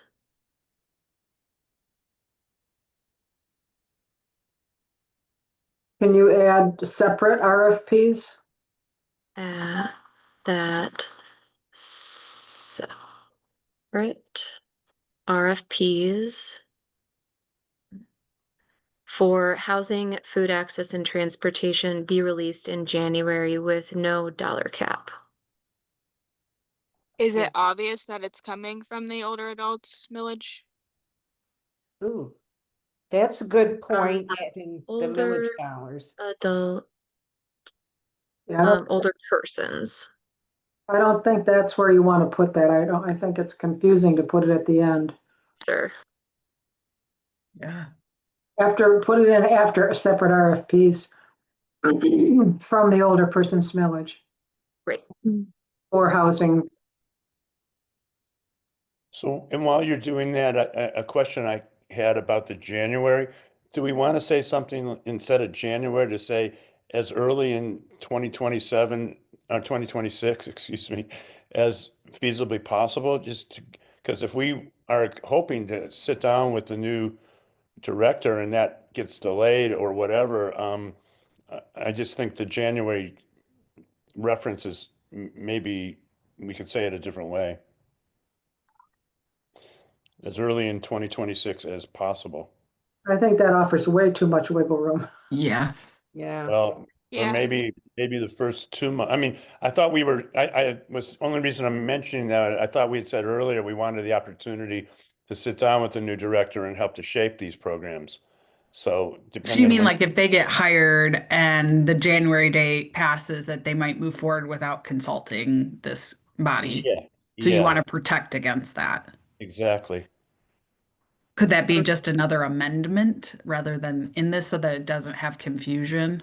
Oh, another recommendation. Yeah. Because then it really shows that there should be consultation with this group when it relates to the older person's millage. Why not? Thank you, Alice.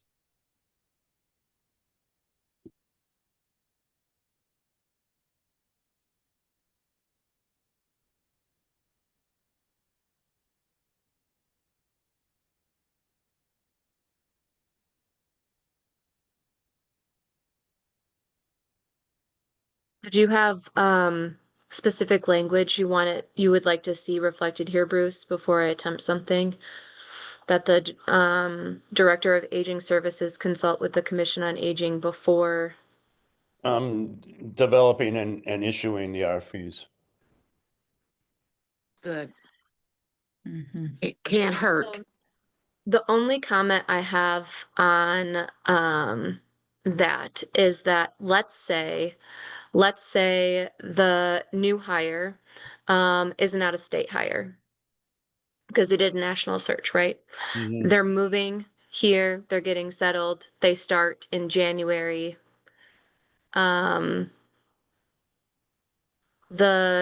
What I would hope from this first one is that if the director isn't fully in place, that the RFPs are being released anyways, that the county has a plan to make sure that all of this keeps moving. Well, What would happen if you what would happen if you added to the first motion after the Office of Aging Services, a comma, and then say in consultation with the Commission on Aging? Okay.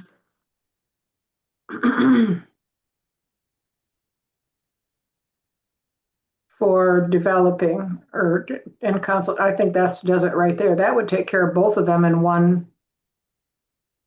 Mm-hmm. Bruce, your thoughts?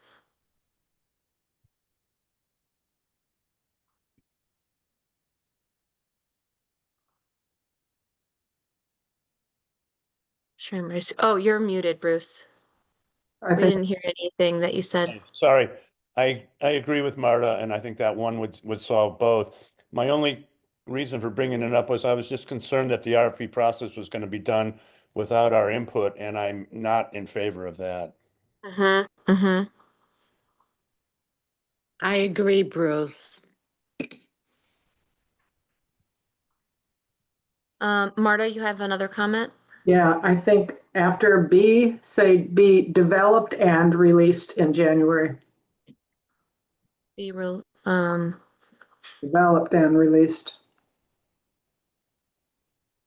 There we go. So my only comment on that is that they could start developing the RFPs like now. So no later than January? So the released part is really what I think that the timing of when they're released is important.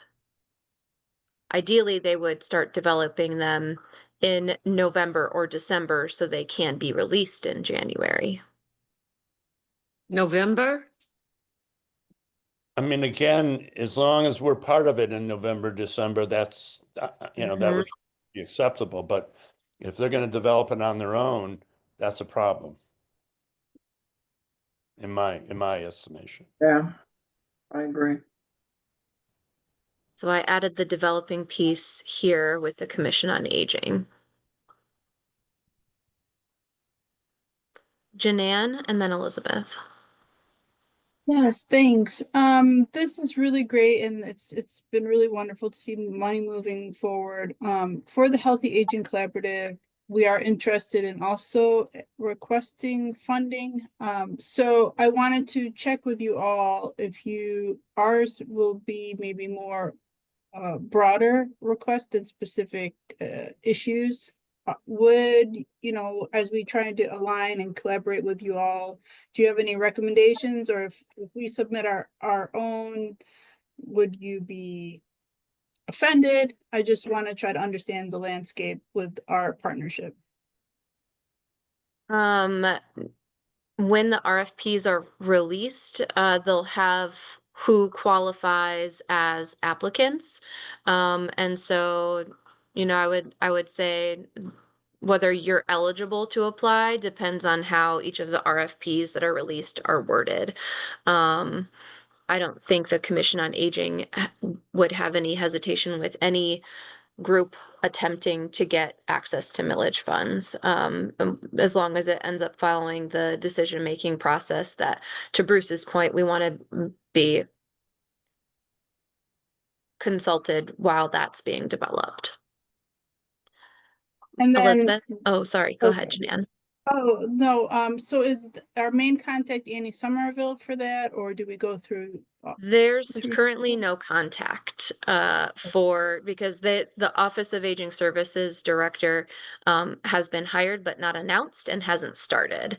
Once the RFPs are released, you can watch for them on BidNet, and we can share more information on that as we have it. Thank you. Yeah. Elizabeth? And maybe Marta, our wordsmith, could help us out, but I understand the point. We want to be involved in the development of the RFPs that can begin really anytime. And we're also asking that they has no dollar cap and the RFPs be released in January. If I understand the time sequence of what we're asking, but I find that the wording as we have it now doesn't say that. I have a suggestion. Okay. I would take the phrase developing in consultation with the Commission on Aging and put it after the word transportation. So saying developed in consultation with the Commission on Aging as soon as possible and be released no later than January with no dollar cap.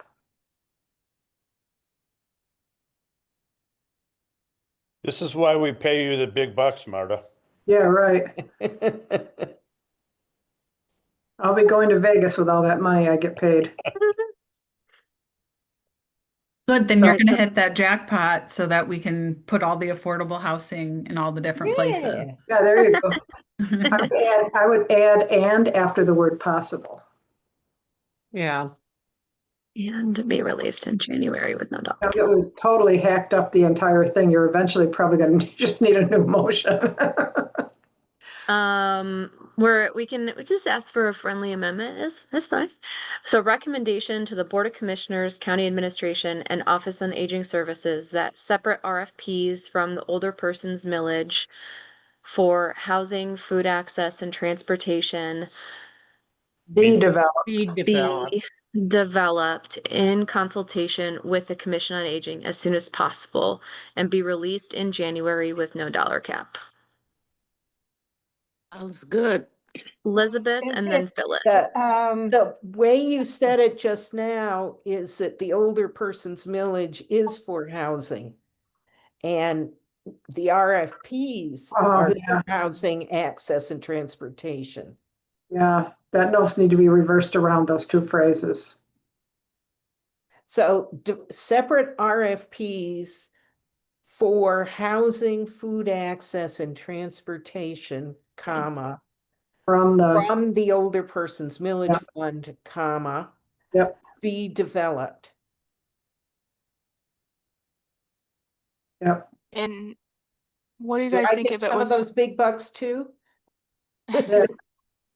What do you guys think if it was be developed with no dollar cap instead of the with no dollar cap being at the end? Yep, that sounds good. You You don't need that second B, the last BE. Yeah. One.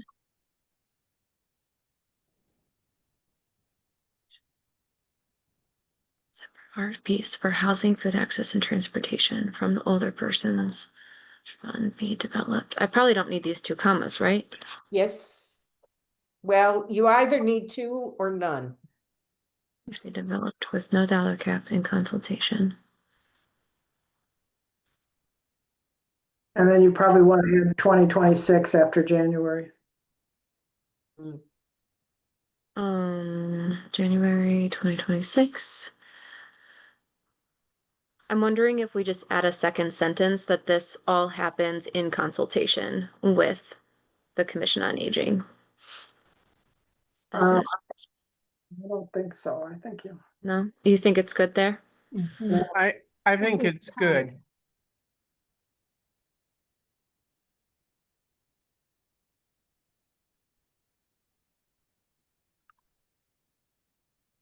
Marie, if you're feeling some way about that phrasing there, I think you also could phrase it as recommendation to the Board of Commissioners, County Administration, and the Office of Aging Services, comma, in consultation with the Commission on Aging, comma, that separate RFPs, blah, blah, be developed with no dollar cap as soon as possible. I think that's a confusing chain, Katie. I kind of like it the way it is now.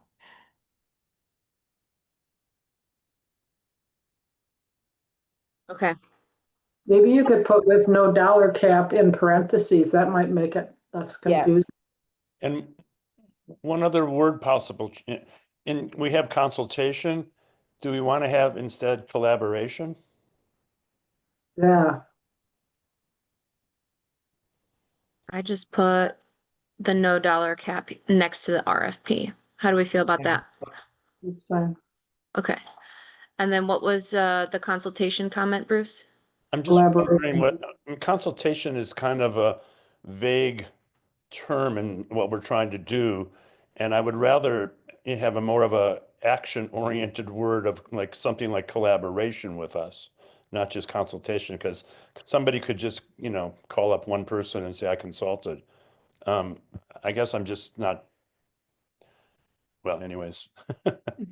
I would put an S at the end of cap so that it's clear that it's not just.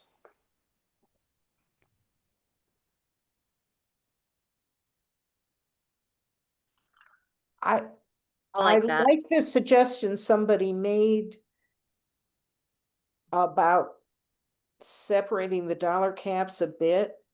So maybe a comma after RFPs and a comma after caps. Yep. Yep. I'm good with that.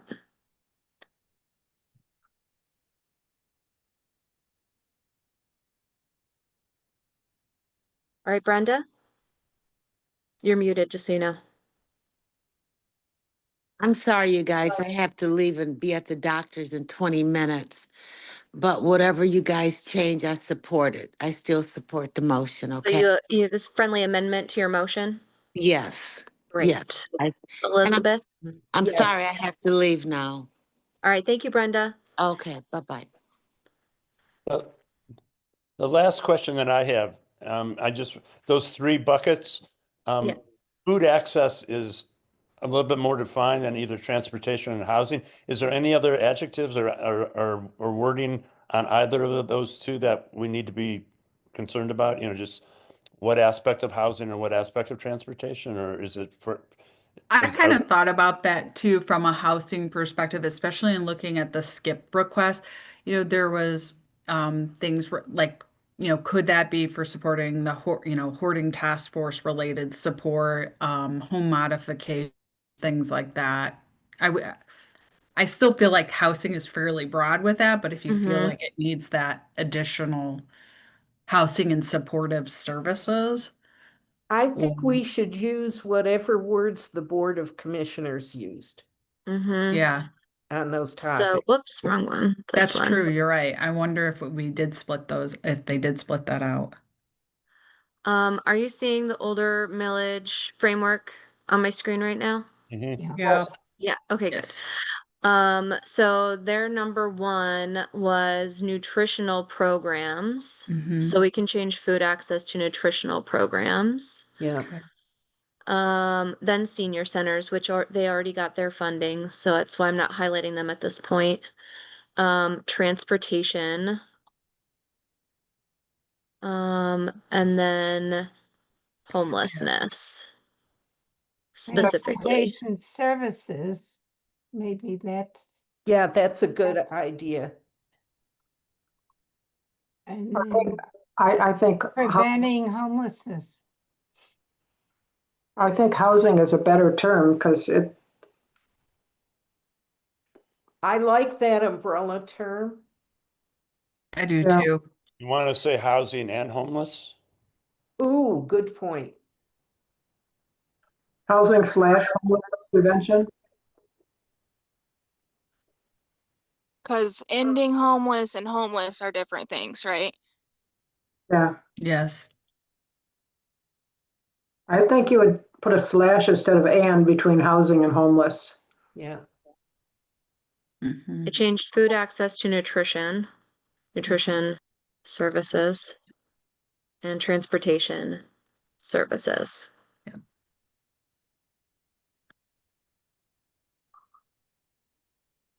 I think we're good. Okay, so now Brenda and Elizabeth gave their support for the friendly amendment to this motion, and now we need a roll call vote. Sounds good. Juliet Ballard.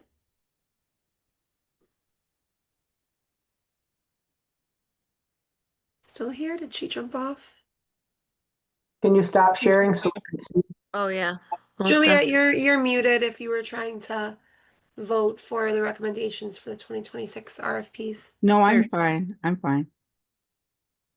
So do you vote yes? We're going to vote. Yes. Okay, great. Marta Larson, Yes. Marie Gress, Yes. Margaret Reynolds, Yes.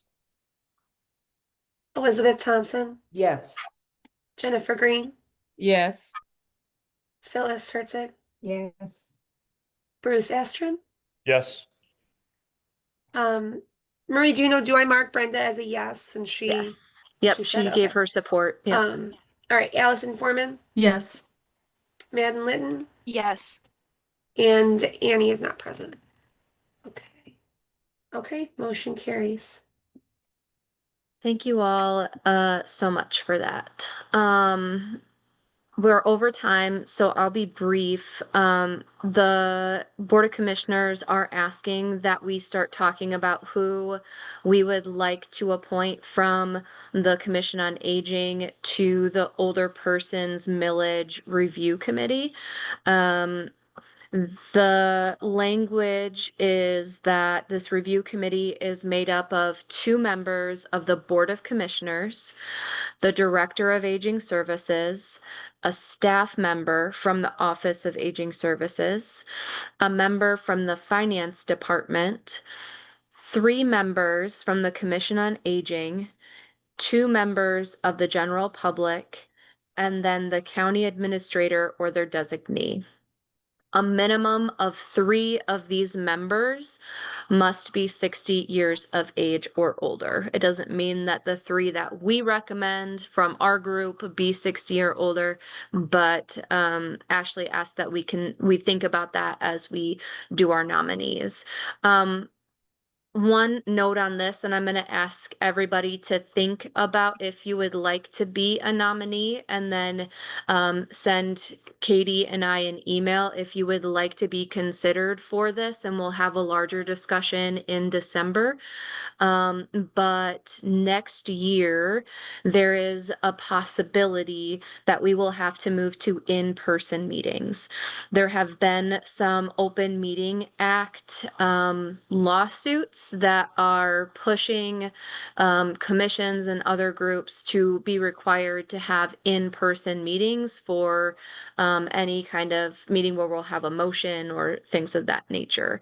And that may change how we decide next year to schedule our meetings, how frequently we meet, how long we meet, and it may change some of the members' decisions about if this is something that the being on this body is something that you can do if we're required to meet in person and the frequency or duration is too long for you.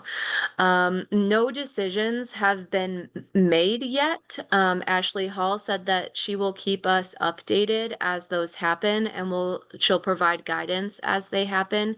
But the Open Meetings Act does allow for some medical, disability, ADA related exceptions to meeting in person. So I wanted to put that out there. Elizabeth, you have a question? Yeah, as people are thinking what they want to do, when do we elect a new president? When do Great we elect question. our officers? Yeah. So, no one has to renew their seat on the Commission on Aging this year. Otherwise, we would have been contacted already, but just so everyone knows, no one is having to renew this year. Our first meeting of 2026 is usually in February, and at that meeting, we select because we do it annually, we select our officers annually, and so that'll happen in February. Any other questions? So at this time, I'm just asking you to think about what some of these changes may mean for you. And then if you can email Katie and I your interest in participating in the review committee, we'll have a larger discussion and formal nomination process at our December meeting. Bruce? I just took a quick look at the calendar. January 2nd is the first Friday. I know we generally don't meet in January.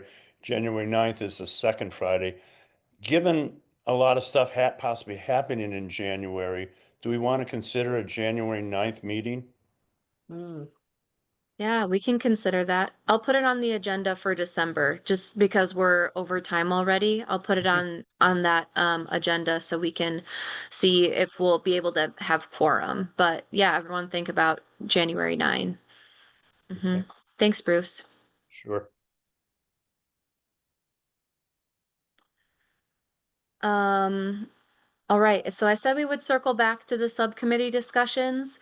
I know that Elizabeth wanted to share the state community listening session update.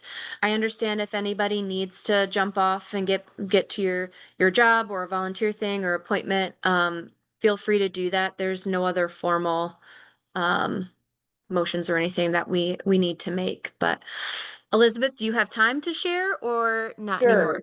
Yeah. And I'll make it, I promise I'll make it quick. Great. Marta and I attended the listening session hosted by the State Bureau that deals with aging, ACLS. They are the entity in state government that administers the dollars that flow through the Older Americans Act to the area agencies on aging.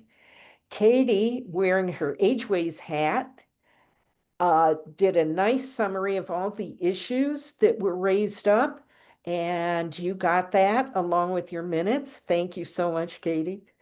I also got 2 days ago an email on behalf of Tammy Lemire, who's the state staff person who's doing the survey, with a chance to participate in the survey as an individual. And so I forwarded that email to all of you this morning. Please do feel free to share it with others. The deadline for receiving input by the state is December 15th. And just so you know, much of the discussion was not related to services offered by area agencies on aging. It was just general issues that people wanted to raise up. However, the purpose of this state plan, which is required every 3 years, is to compile the individual state plans that are submitted by each area agency on aging and show how the state plans to help the area agencies on aging spend the dollars that flow through the Older Americans Act. It doesn't relate to any other dollars. And just so people aren't confused, this is only a portion of all the services that are providing in the aging network. So it's just focused on the kinds of services the area agency on aging, different agencies provide. However, the state also hopes to use this as a way to gauge what's important and share, hopefully, with state legislators and other interested parties, the concerns of older Americans in Michigan. Anybody have questions? I'd like to add something. I was disappointed to see that I was pretty much the only person in the meeting that was not from the Chelsea area.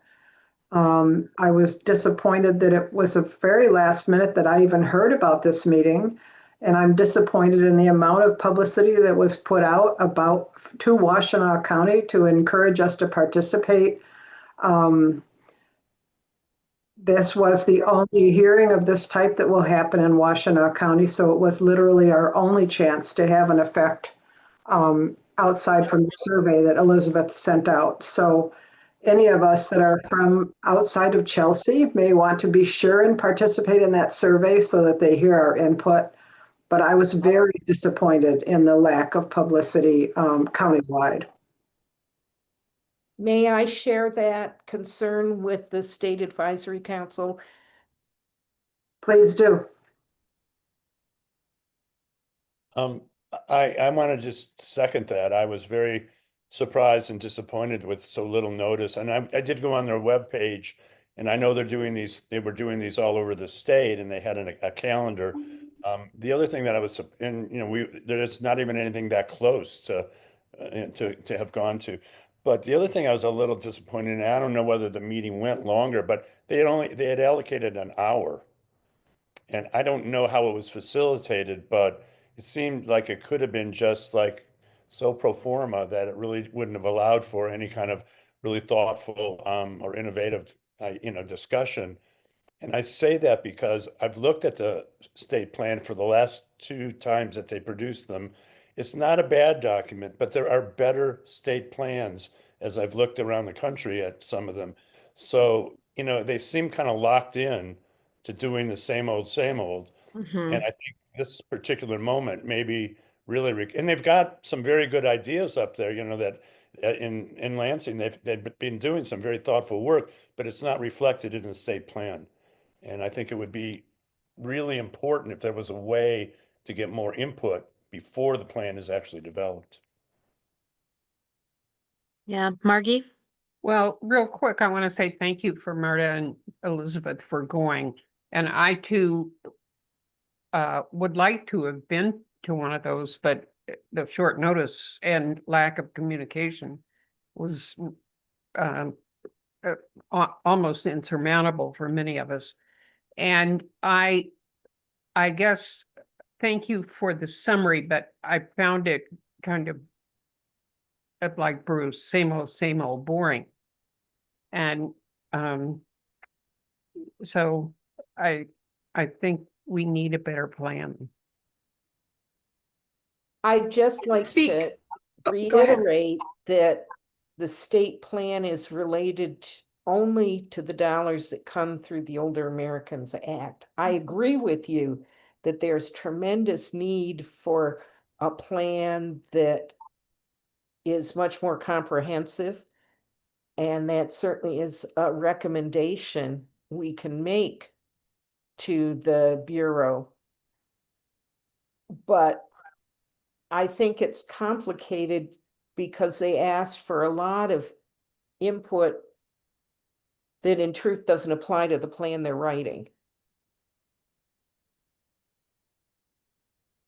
One of the concerns that I have is that, on top of everything else, but the Office for Management and Budget, which is really controlling a lot of what gets funded these days, Russell Vought's office, may very well take an axe to things like the Older Americans Act. I mean, Yeah. they've been going at Social Security and they've been going at Medicare and they've been going at Medicaid. There's no reason why, I mean, there's political pressure, but there's no reason why they wouldn't begin to undo some of the funding for that as well. So that, I think that just makes the case that we can't put all of our eggs in any one basket.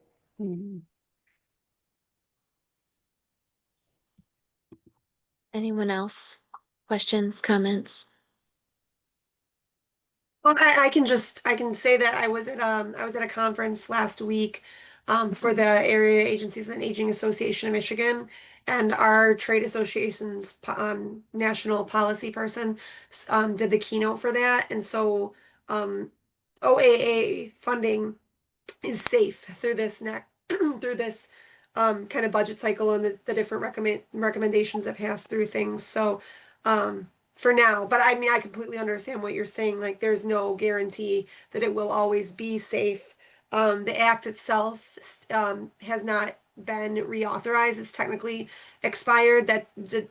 It still maintains as an act. It's kind of a formality, but it hasn't been reauthorized yet. So there is the potential that changes could be made to that act.